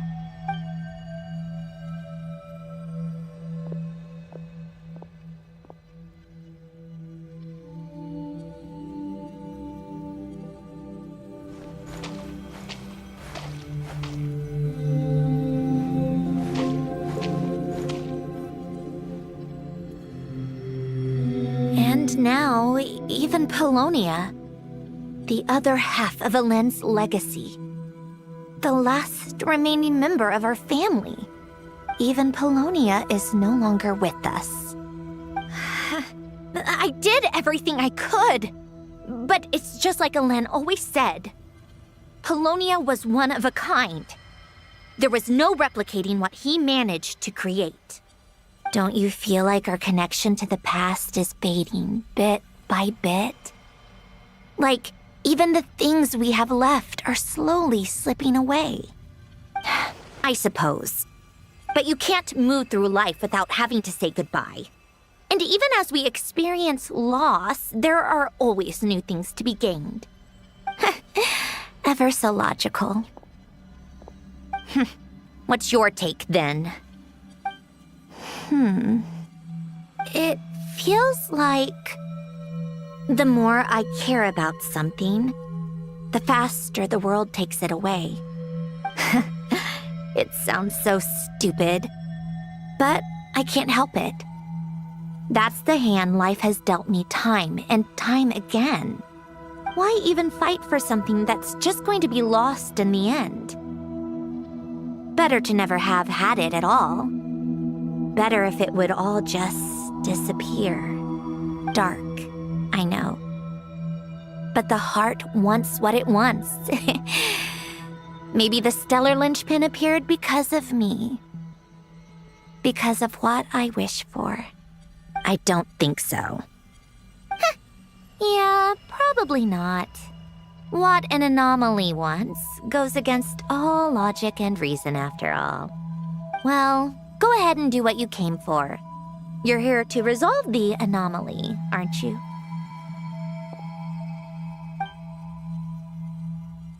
Yes. What's it gonna be? Keeping me imprisoned here like before? Or eliminating me entirely, like debugging a code? That might actually be a mercy. I don't care. I just don't want to experience the pain of loss ever again. Go ahead. I'm ready.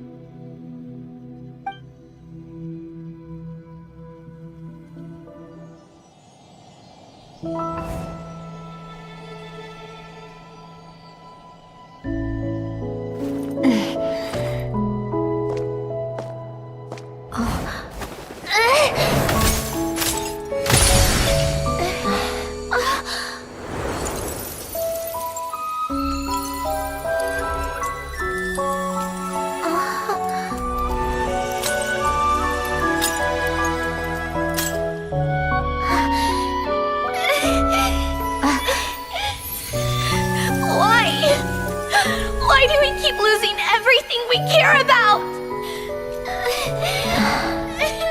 I know it hurts, but that's life. I wish... I know. I've always known. Because we've been one all along.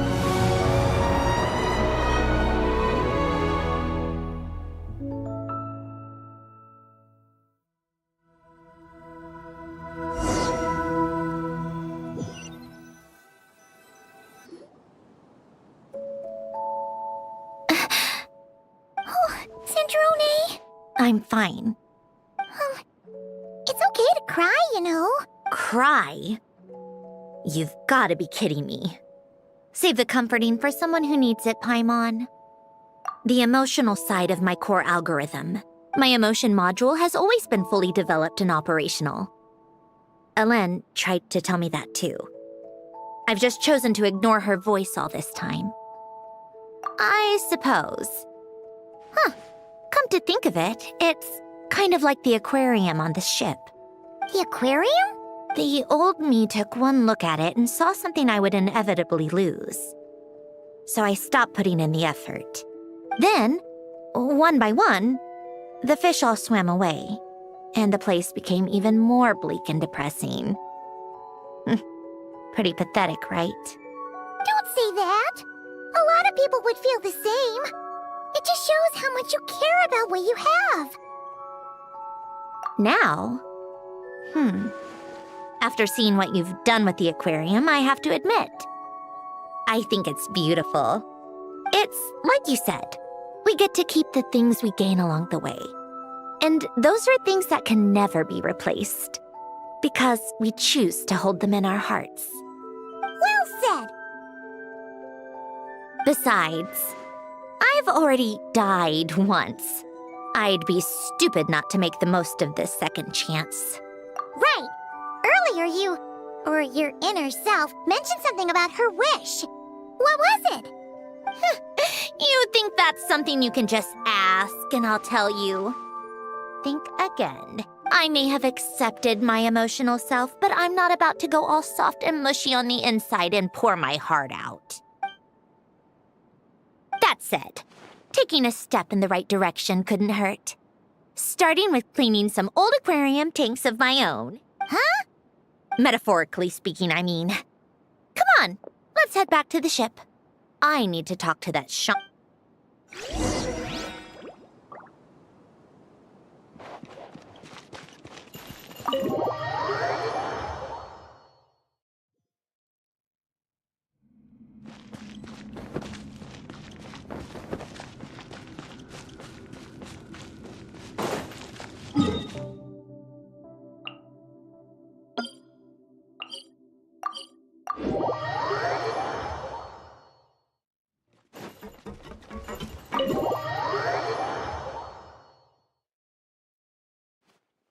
Huh?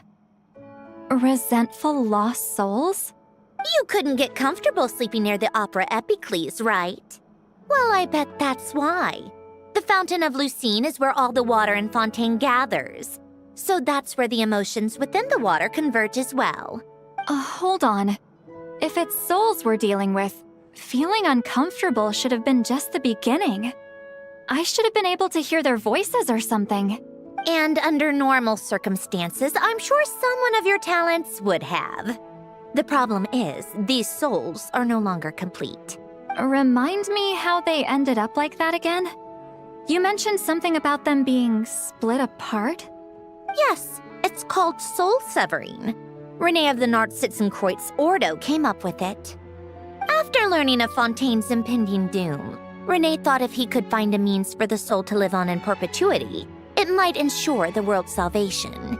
Soul severing was the first step of his research. Unfortunately, his theory of the 4 orthants was imperfect at the time, and a failure along the way caused his physical form to dissipate. Jakob, another member of the Nartssitzenkreuz Ordo, sought to carry on Rene's legacy and restore his physical form. He even used some of the people who stood in his way as test subjects for his research. By severing their souls? Yes. After Rene successfully awakened, the two continued their research, and all the severed souls ended up merging into Rene's consciousness. After you saved Fontaine by turning Fontanians into true humans, these souls returned to the ley lines. But the souls severed before Rene awakened had nowhere to go, doomed to forever wander the waters of Fontaine as listless spirits. Almost as if they exist outside the bounds of this world. Unrecognized by the ley lines or fate. No wonder I couldn't sense them. Not only that, but over time, they began to fuse with other entities. Their inner resentment lured in all sorts of evil beings, which corrupted and defiled them into nothing more than accumulations of filth. But the full transformation must have been recent. Otherwise, the Udex surely would have noticed. Wait, no, he must know already. That would explain the underwater Melazine patrols. No wonder I kept running into officers from the Mara Chaussee Phantom earlier. In that case, let's go find Nervalette and we can sort it out together. No, not just yet. Why not? For one, the diplomatic castle alone would be a nightmare. Even though I haven't reported back to Snezhnaya yet, I'm not planning to leave the Fatui anytime soon.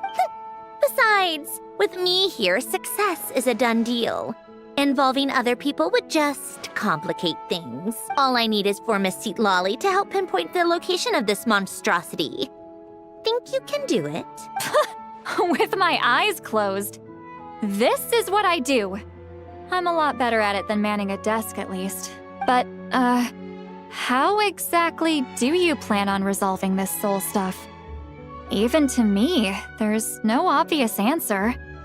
Seems pretty complicated, all things considered. Just trust me. I have the perfect solution. Oh, all right. If you're that confident, we'll follow your lead. Why the sudden interest in helping Fontaine with this, Androne? You never knew Rene and the others, right? No, I didn't. And you're right. This problem has nothing to do with me. I wouldn't get within 10 feet of the Nartssitzenkreuz Ordo or its members. But in his later years, Elan told me he regretted not helping his best friend when he needed it the most. He also felt sorry towards Marianne for being too lost in his mechanical research to look after her properly. If he were still with us, I think he'd do the same. He might have a few choice words to say about it, but even after everything, he wouldn't leave his friend's mess for someone else to clean up. Friends shouldn't hold grudges or leave behind regrets. Fixing what happened between him and Rene was one of his greatest wishes. All I'm doing is fulfilling it in his stead. You really do seem a little different now. You mean everything that just happened wasn't for nothing? Why, thank you for pointing out the obvious, Paimon. Just washing off the grime of the past. Turns out, a lot can build up after being ignored for so long. What's this about aquarium tanks all of a sudden? They go off on some grand adventure and what? Now they have their own private code?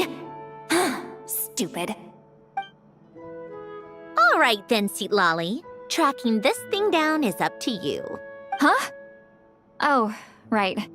No problem. You get this, Granny Eatsley! You, come with me to Hotel de Boer for a drink. Right now. Why? Because I said so.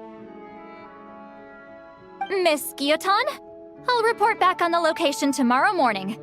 Just need a drink or two first to bolster me up. Well, don't let me keep you. All right, you. Time to go. I've got scores that need settling. Huh?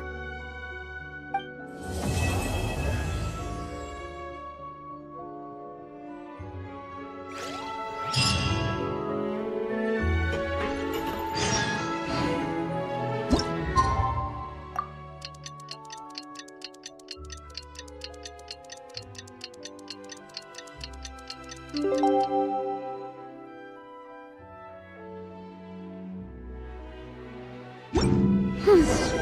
to meet up with Sandrone! Wonder if St. Lolly was able to pinpoint the location.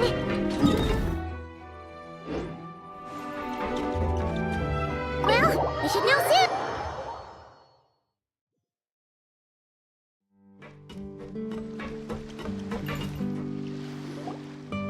St. Lolly sure drank a lot last night, huh? Wonder if she's even awake. Good morning. Columbina! Oh, you sure know how to make an entrance. What are you doing here? We just finished filming a last-minute scene, so I came up to get some fresh air. The others are still down below discussing what the final scene should be. You mean, how it should end? Yes, they're torn between whether the heroine should reunite with her old friend or not. Ah, because the whole point is that she came to her friend's homeland to search for her, right? Oh, Paimon almost forgot the plot. Yes. Director Farina and Miss Chiori think a tragic ending where the two never meet would be more poignant. But Director Xavier thinks having the two reunite would make for a more touching and heartwarming ending. Me? I'm not sure.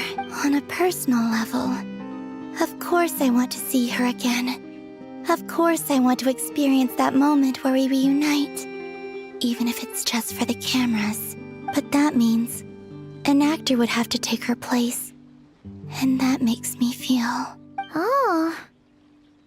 Huh? Yeah, don't look so worried. Making a film is supposed to be fun. Besides, it's all gonna work out. You can trust Paimon on that. Work out? How? Well, you know. Yep, exactly. Okay. I trust you. I'll just focus on having fun for now. Well, well, look who we have here. Traveler and Paimon. Oh, the lighting specialist and clapper loader that never were. Yeah. We kinda went AWOL, didn't we? Sorry about that. Seriously, don't worry about it. Everything's going smoothly on our end, so just do what you need to do. You seem to be in better spirits now, Miss Columbina. I apologize if our earlier discussion put you on the spot. It's okay. I'm fine now. The Traveler and Paimon talked me through it. So, what are your thoughts on the ending then? Should we have them reunite or not? We should tie everything up in bows. Huh?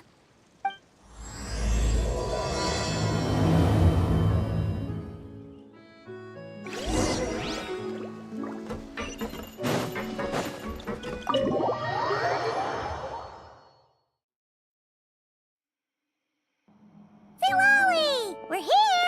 Oh, right on time. Well, yeah. We weren't the ones who drank our weight in alcohol yesterday. What? Are you suggesting Granny can't handle her liquor? It takes a lot more than that to get me drunk. Really? 'Cause, you stopped making sense after a while. Did I? Huh. News to me. I didn't say anything too crazy, I hope. Let's see. You spent half an hour bad-mouthing Auroron, half an hour complaining about work, an hour talking about light novels, and, Paimon kind of fell asleep after that. Are they gone? Oh, the crew? Yeah, we bumped into them on the deck, but they just left. Wait, but now that everything with your core is sorted out, what's stopping you from seeing Columbina? She misses you a lot. I just want to deal with this mess first. Besides, this is a perfect chance to make her jump for once. I have to plan it out more. But enough about that. Were you able to pinpoint the location of our target? Of course. When Granny Eatsley promises something, she delivers. Great, let's see. The Morte region. Oh, wait, this is the Tower of Gestalt. The place the souls were severed. Is that the source of the resentment? Or is it the Narcissenkreuz Ordo in general? Let me come with. This thing's movement isn't fixed. If it's not at this location when we get there, I can use a ritual to summon it. You've already gone to more than enough trouble. I don't mind. These old bones have nothing better to do anyway. Summoning a spirit isn't going to do me in. Besides, if I don't go, they'll just have more inside jokes I can't join in on. All right then. I appreciate it. Ha! There's no time to lose. Let's head.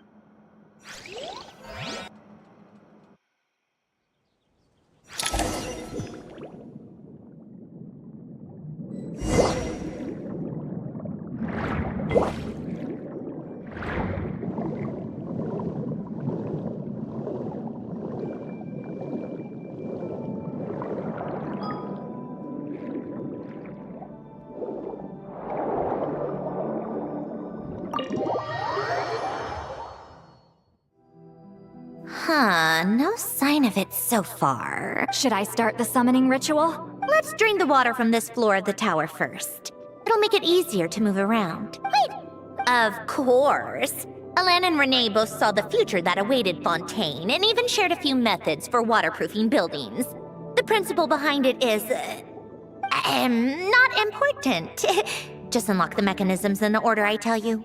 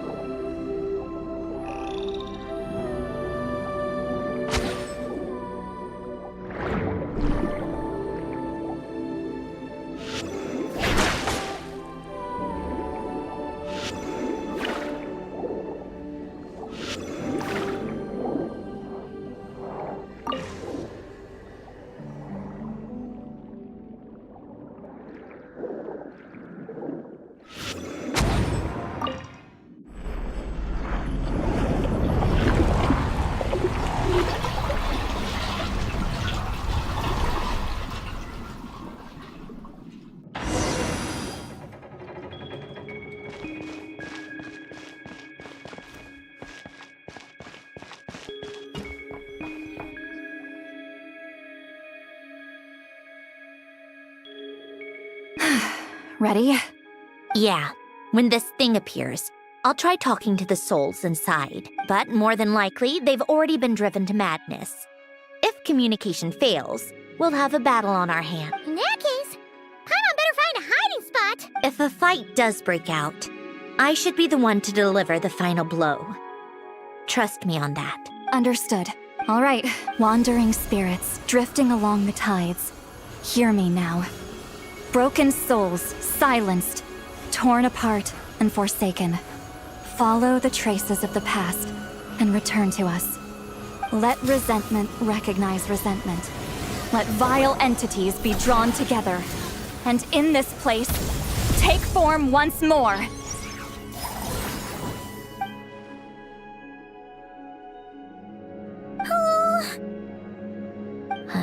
What now? Is that it? This is exactly why I deal in math, not magic. How are we supposed to know what stage the spell is at? It's like there's no logic to speak of. Mechanical science is so much easier to...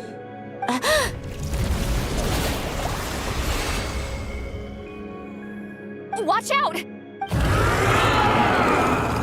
Hey, you! Or whoever's inside of you. I need you to listen to me. I'm a descendant of Fontaine's Lord Artificer, Alain Guillotin. I can make you whole again and return you to the ley lines. You just need to work with me here.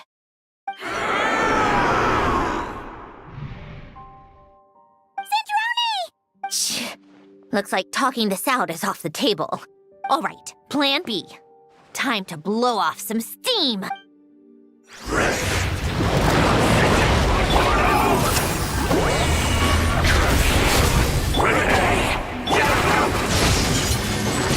You're cursing out the wrong person!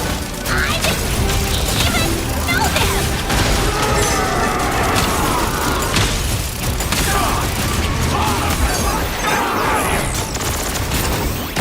Most of them are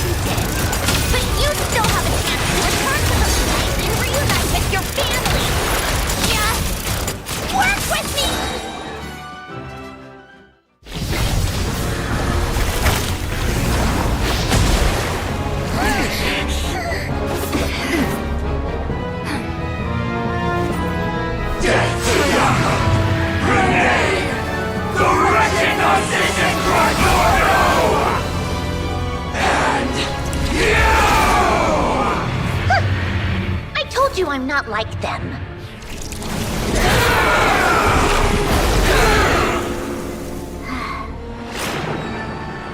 I'm stronger. Inverted. World formula. Reversion.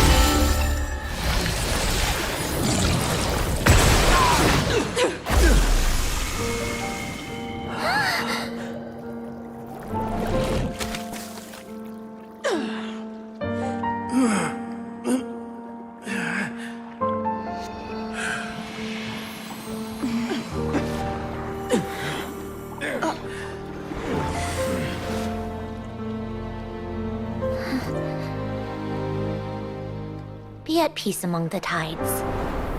Lost souls.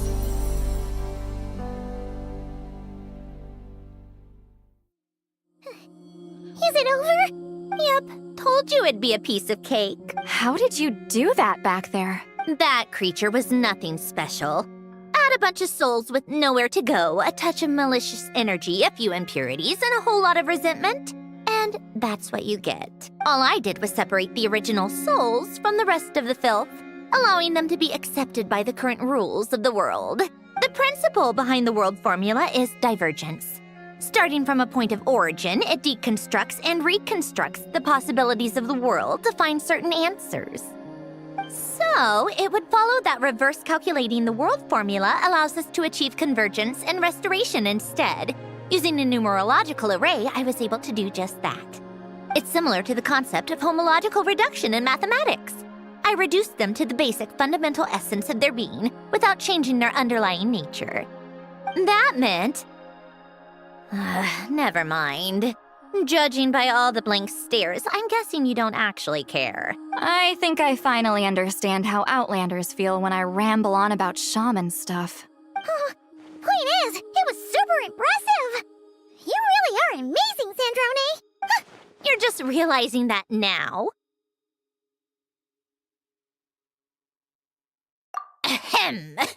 Enough about that. We should get going. I'll go reset the mechanisms inside the tower. See you back on land.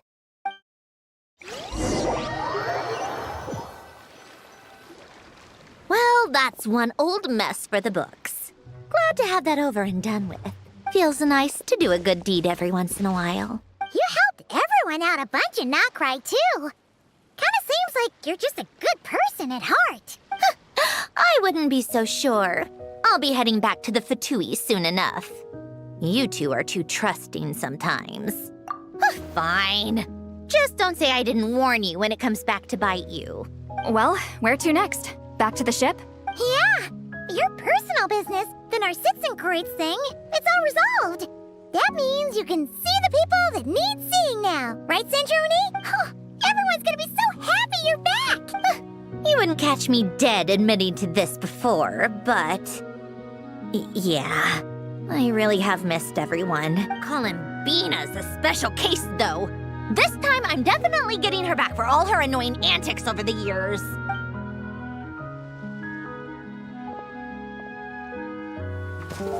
She'll sense me coming from a mile off.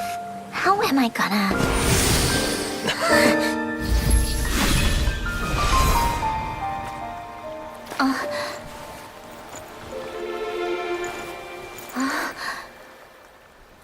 Sandrone? Is it really you? You're back? You didn't tell me. You avoided me. Why?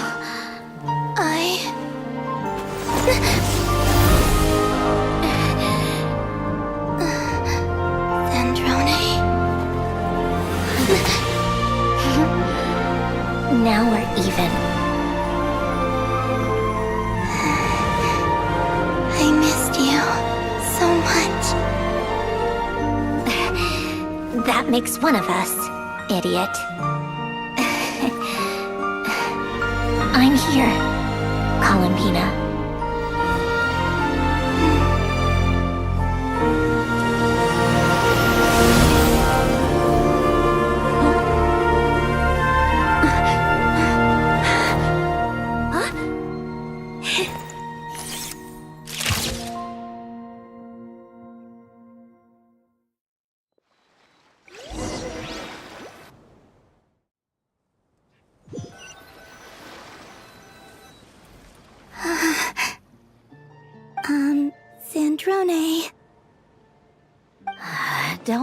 in the moment.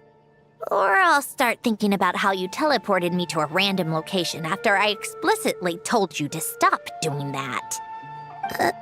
And scene! Bravo! Bravo! We got it! This is exactly the ending I was hoping for. Huh? Where did you just go, Miss Columbina? You vanished! And then the next second you were back hugging this, new friend here. That was all on camera? Yeah. Well, the camera was already rolling and it happened so fast, so. Yeah. Hold on. This must be. Yep, my best friend. The one I was looking for. I never thought I'd actually get to see her again. I'm just so happy. Plus, the film got a happy ending too. It's all thanks to you, Sandrone. Sandrone? You couldn't stop being annoying for 1 second? Columbina!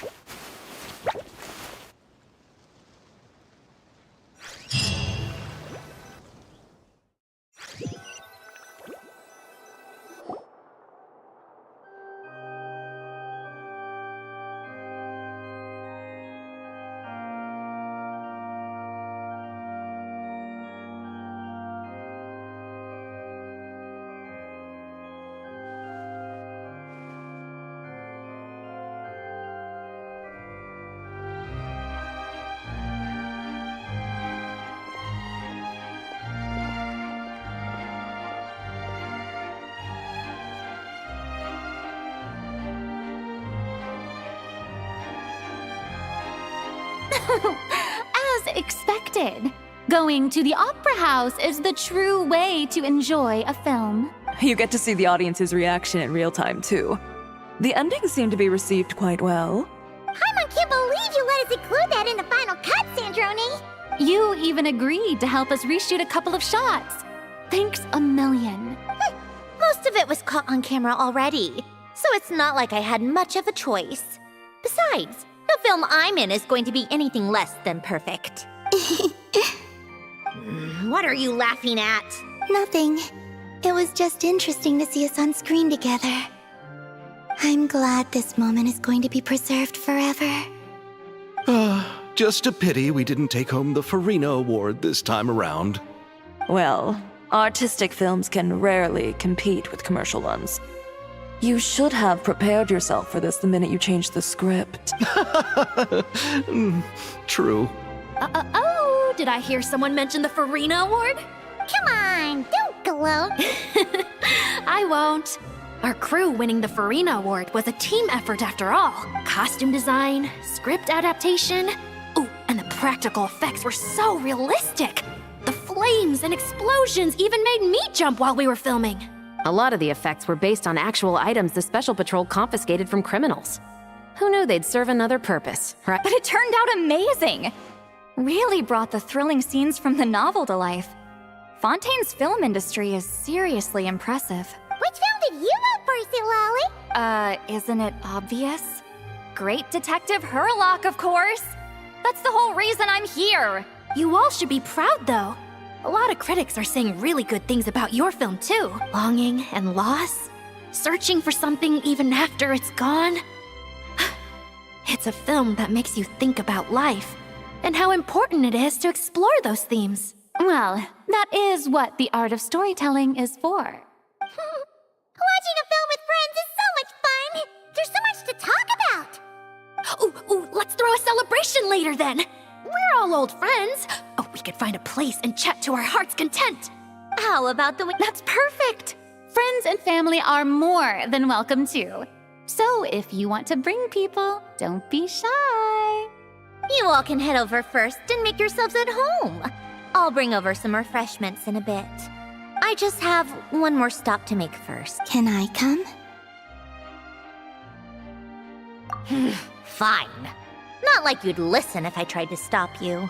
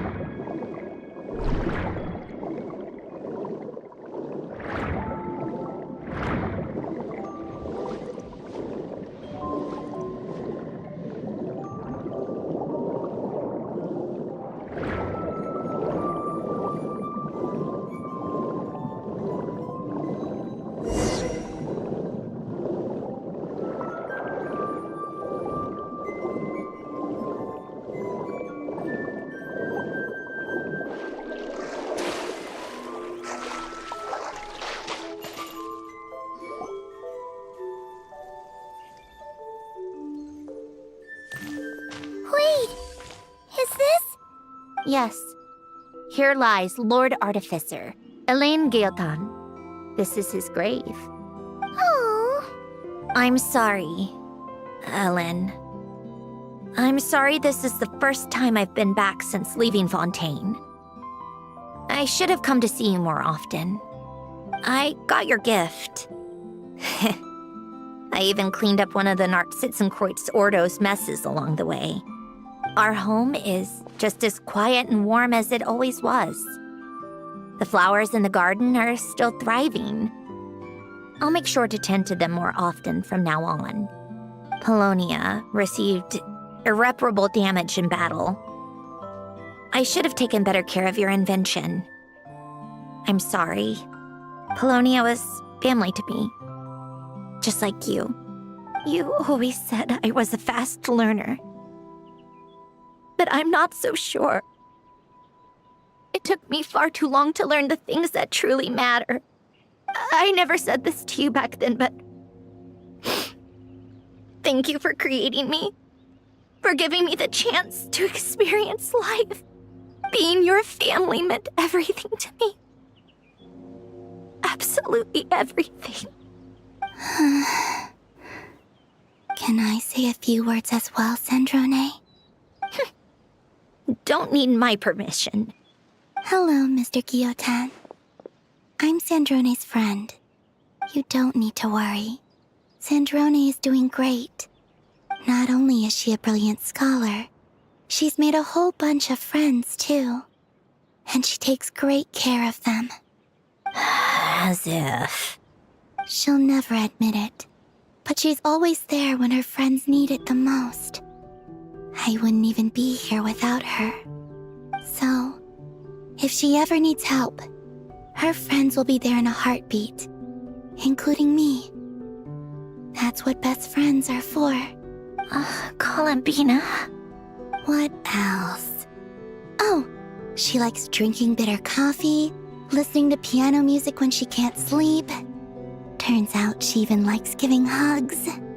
No, wait! Don't tell him all that! Huh?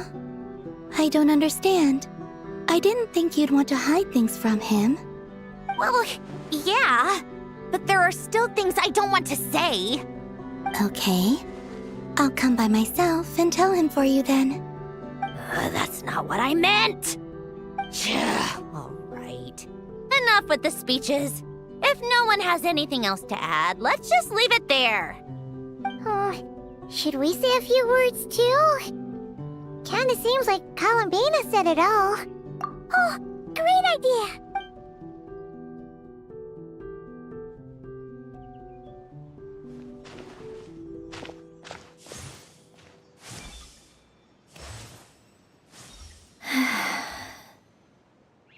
Goodbye, Ellen.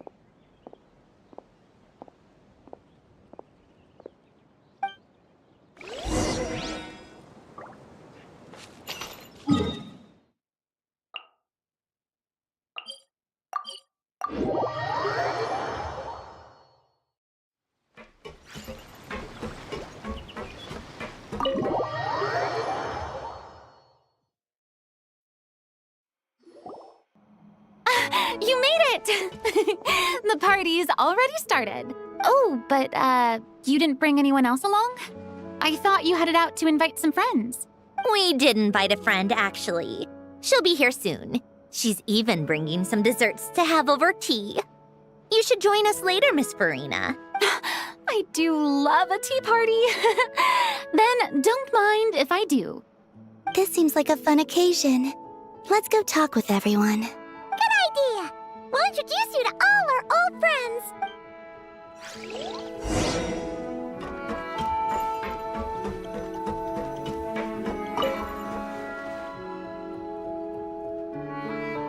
You made it.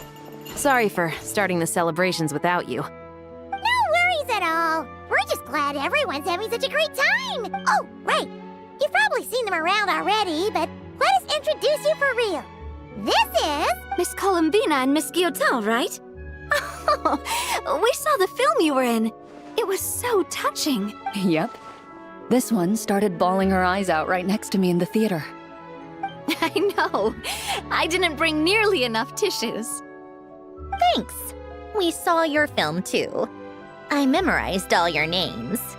Oh, guess we can skip the introductions, then. Our effects were pretty over the top, right? Some of the extras in the big scenes were actual members of the Spina di Rosula. So basically, your contribution was creating realistic-looking chaos. That wasn't the only realistic aspect. Miss Chevres and Miss Emily were also kind enough to lend their expertise on criminal investigations and forensics. Oh, it was nothing. I was just honored to take part and help out. Wow! No wonder your film turned out so good! You basically had an expert in every field. Talk about a stacked crew! Oh, speaking of, want to join in on a round of tabletop troupe later, Miss Columbina and Miss Guillotin? I mean, what better place for a party than a party? Here we go again. That sounds interesting. Yes! Persuasion successful! What about you, Miss Guillotin? I guess one round couldn't hurt. Critical success!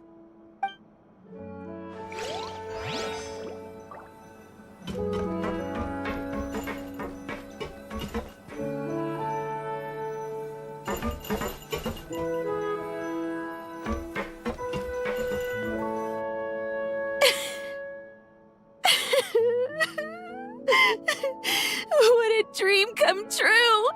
For once, it all worked out! I can die without regrets. Let's not get too ahead of ourselves, Director Lapine Pauline. What was in that piece of cake you just handed her, Escoffier? Bromaritime flowers, eggs, flour, same as all the other pieces.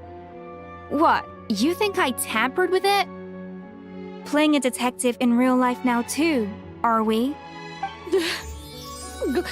Oh, it's so delicious. I'm so happy.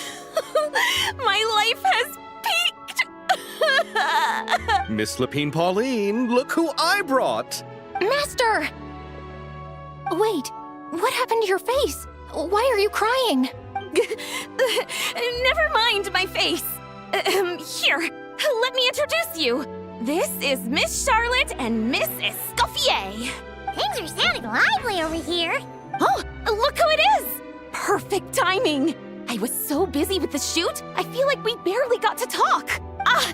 And the elusive Miss Guillotin. It's great to see you. Thank you so much for letting us use the boat free of charge. That was so generous of you. Oh, right. Introductions. This is Miss Charlotte and Miss Escoffier. That's kind of you. But I didn't really do anything. If you want to thank someone, it should be the Duke or the people who keep the boat in such good shape. Right. I'll head over in a bit and do just that. Miss Columbina? Yes? Could I interview you sometime? I'll treat you to some gâteau de bord for the trouble. There's only a limited amount available each day. Oh, but it's an absolute must-try when you're in Fontaine. Oh, sure. Bold of you to use my own cake as a bribe right in front of me. You know what? When else are we all going to be together like this? Come on, everyone! Grab your drinks! Are we going to toast? Yup! Come on, come on, come on! Sante!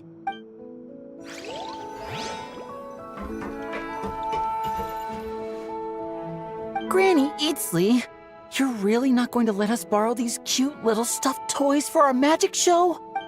First of all, Seat Laline and Eats Papa are Chi-Chi meal. They have inauspicious stars sealed within them, and they're my helpers, not toys. But the Grin Malkin Cat and Boggle Cat box are Linny and Lynette's helpers. And they still make good partners on stage. Agreed. We've never had a Chi-Chi meal pop out of our hats before. It would be quite the surprise. I think the audience would love it. If this was the Masters of the Night Wind, these kids wouldn't have even had the guts to say my name, let alone pester me like this. I'm terrible at dealing with requests like this. Oh, Traveler, quick, save me! You think you're so funny. Lady Sandrone, Lady Columbina. Hello. Don't look at me like that. I don't have any mechanisms for you to break. Don't be fooled by my sister's demeanor, Lady Sandrone. She's just as delighted as the rest of us to have you back. Well, I suppose when I'm not so busy, I could find some time when Arlecchino is around and bring over a few gifts to the House of the Hearth. You're too kind, Lady Sandrone. I'm sure just your visit alone would make Father more than happy. I just need to borrow them for a bit. I'll pull them out of my hat, give them a quick hug, then give them straight back. When did hugging become a part of it? Oh! I could lend you pair, so you have something to hug in the meantime. He gives really good hugs. I don't need something to hug in the meantime. The issue was never the hugs. How about this? You can have 2 VIP tickets right next to each other. Excellent view. Right next to each other?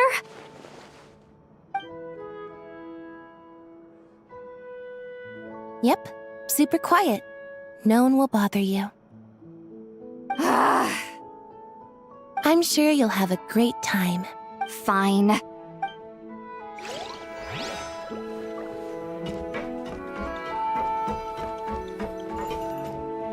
a second! Mr. Baptiste and Veronique! You're here! Friends of you. Veronique is the prop manager for Musketeer Pictures, and Mr. Baptiste is the author of The 2 Musketeers. Yeah, former prop manager. Now we're just 2 thanks to Duke Risley and Nurse Sijuin looking out for us. Not too bad, actually. You make it sound like I'm giving you special treatment. I just think the method of justice you chose to pursue is one people can... You are far too modest, Your Grace. The only reason we were even able to come to the surface for the festival is because you fought for it. It's also just good for the physical and mental health of the prisoners in general. Anyway, I suppose I have you to thank for keeping the Wingalet in such good shape. I never knew she could look so striking. I didn't do anything special.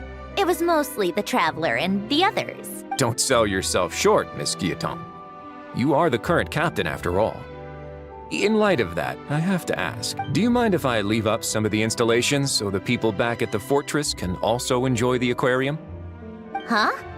Like I said before, I just think it would be good for the inmates who clean and maintain the Wingalet to see their work put to good use. Besides, maintaining an aquarium is sure to be a lot more interesting than scrubbing rust off the walls and deck. Of course I don't mind. I'm grateful you even want to keep it. Great. Then it's decided. That's amazing, Sandrone. We should go hang out at the Fortress of Meripede later, then. You do know you just invited me to hang out in prison, don't you?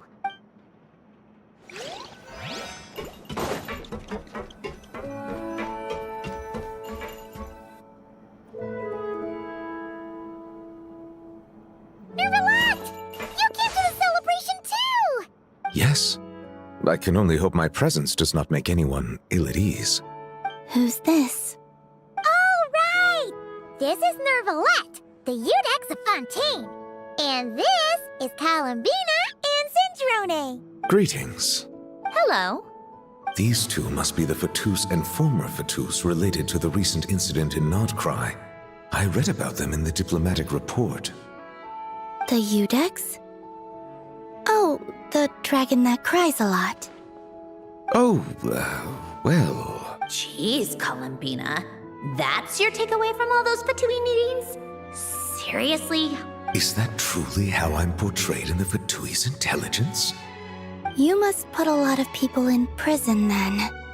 Well, it would be more accurate to say I pass judgment on their crimes.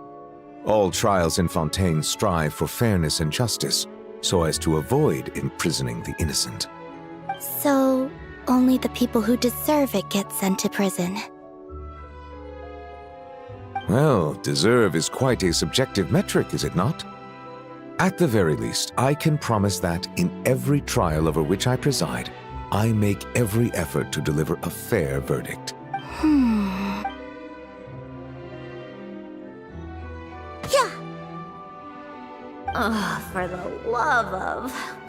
what is she doing now? You seem like a good dragon.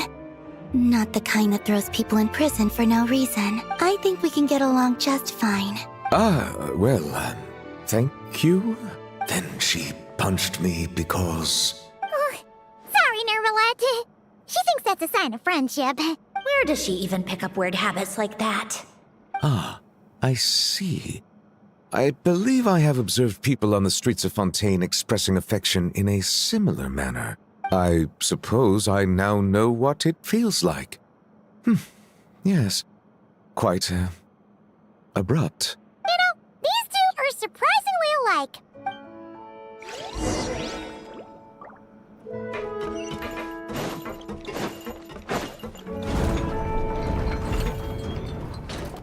Well, it's been quite some time since the three of us gathered to drink tea like this. Yes, but your tea is as good as ever, Sandrone. Of course it is. The pastries you brought aren't half bad either, Arlecchino. I'm glad to hear it. Are they to your liking, Miss Farina? If I remember correctly, this particular cake is your favorite. Yes, thank you. The tea and pastries are absolutely delicious. I can't believe I'm casually sipping tea with 3 harbingers. Or are some of them former harbingers? Who knows? Due to diplomatic reasons at the time, our last tea party was rather tense. Wasn't it, Miss Farina? But this is simply a casual gathering of close friends. So I do hope you can relax and enjoy yourself. Of course! I appreciate the hospitality, in both cases. Next time, let me be the one to treat all of you. I'm sure we'd all be delighted to have you join us more often. The same goes for you two. Of course we should do this again! We've all been through thick and thin together by this...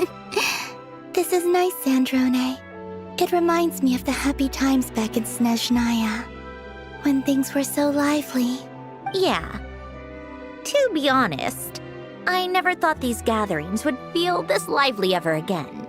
Well, I think I speak for all of us when I say we're truly glad you're back, Sandrone. Me too. I've realized that holding on to what matters doesn't just mean protecting what you already have. By reaching out and striving for something new, you can gain much more than you think. No, that certainly doesn't sound like something the old you would say. Well, I'm only going to say it once, so don't get used to it. Who knows? Perhaps your tea parties will only get livelier from here on out. Once you return to the Fatui, we'll have more opportunities to keep in touch in any case. I want to spend more time together too. But I don't want to go back to the Fatui. Well, Notcry isn't too far from Snezhnograd. It shouldn't be hard to find a place where we can all get together. Oh, and then I can sing for you. Or put on some of your favorite music. Just like the old days. Speaking of music, I spotted a mechanical piano below deck. Is it yours, Miss Guillotin? Yes. Reclaimed, I suppose you could say. Why don't you play something for us? Huh? In front of all these people? Yes, why not? You play so well. Yeah, come on! Just a little, please? For the love of... Fine! one piece, and that's it.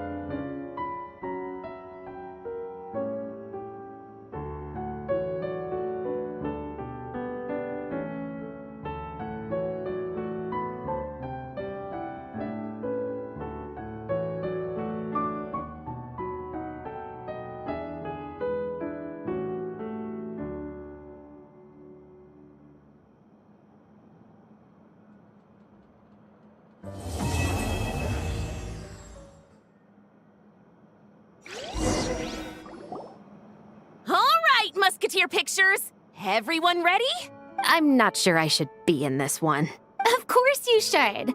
You might have primarily helped out another crew this time, but you're still a member of Musketeer Pictures. All right, thanks. I'll still stand a bit off to the side, though. Can I be in the picture too? Of course, Miss Veronique.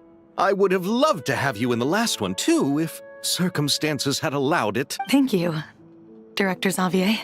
Do I really have to be front and center? You're one of the lead actors! Of course you do! Nervous, Sandrone? No. All right, look at the camera. And 3, 2, 1. Musketeer Pictures! Oh, looks like Arlecchino's here.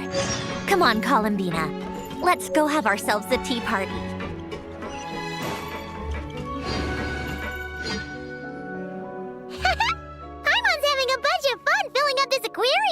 Since Sandrone doesn't mind, we should definitely catch some more fishies and make this place extra beautiful. Hey, you two.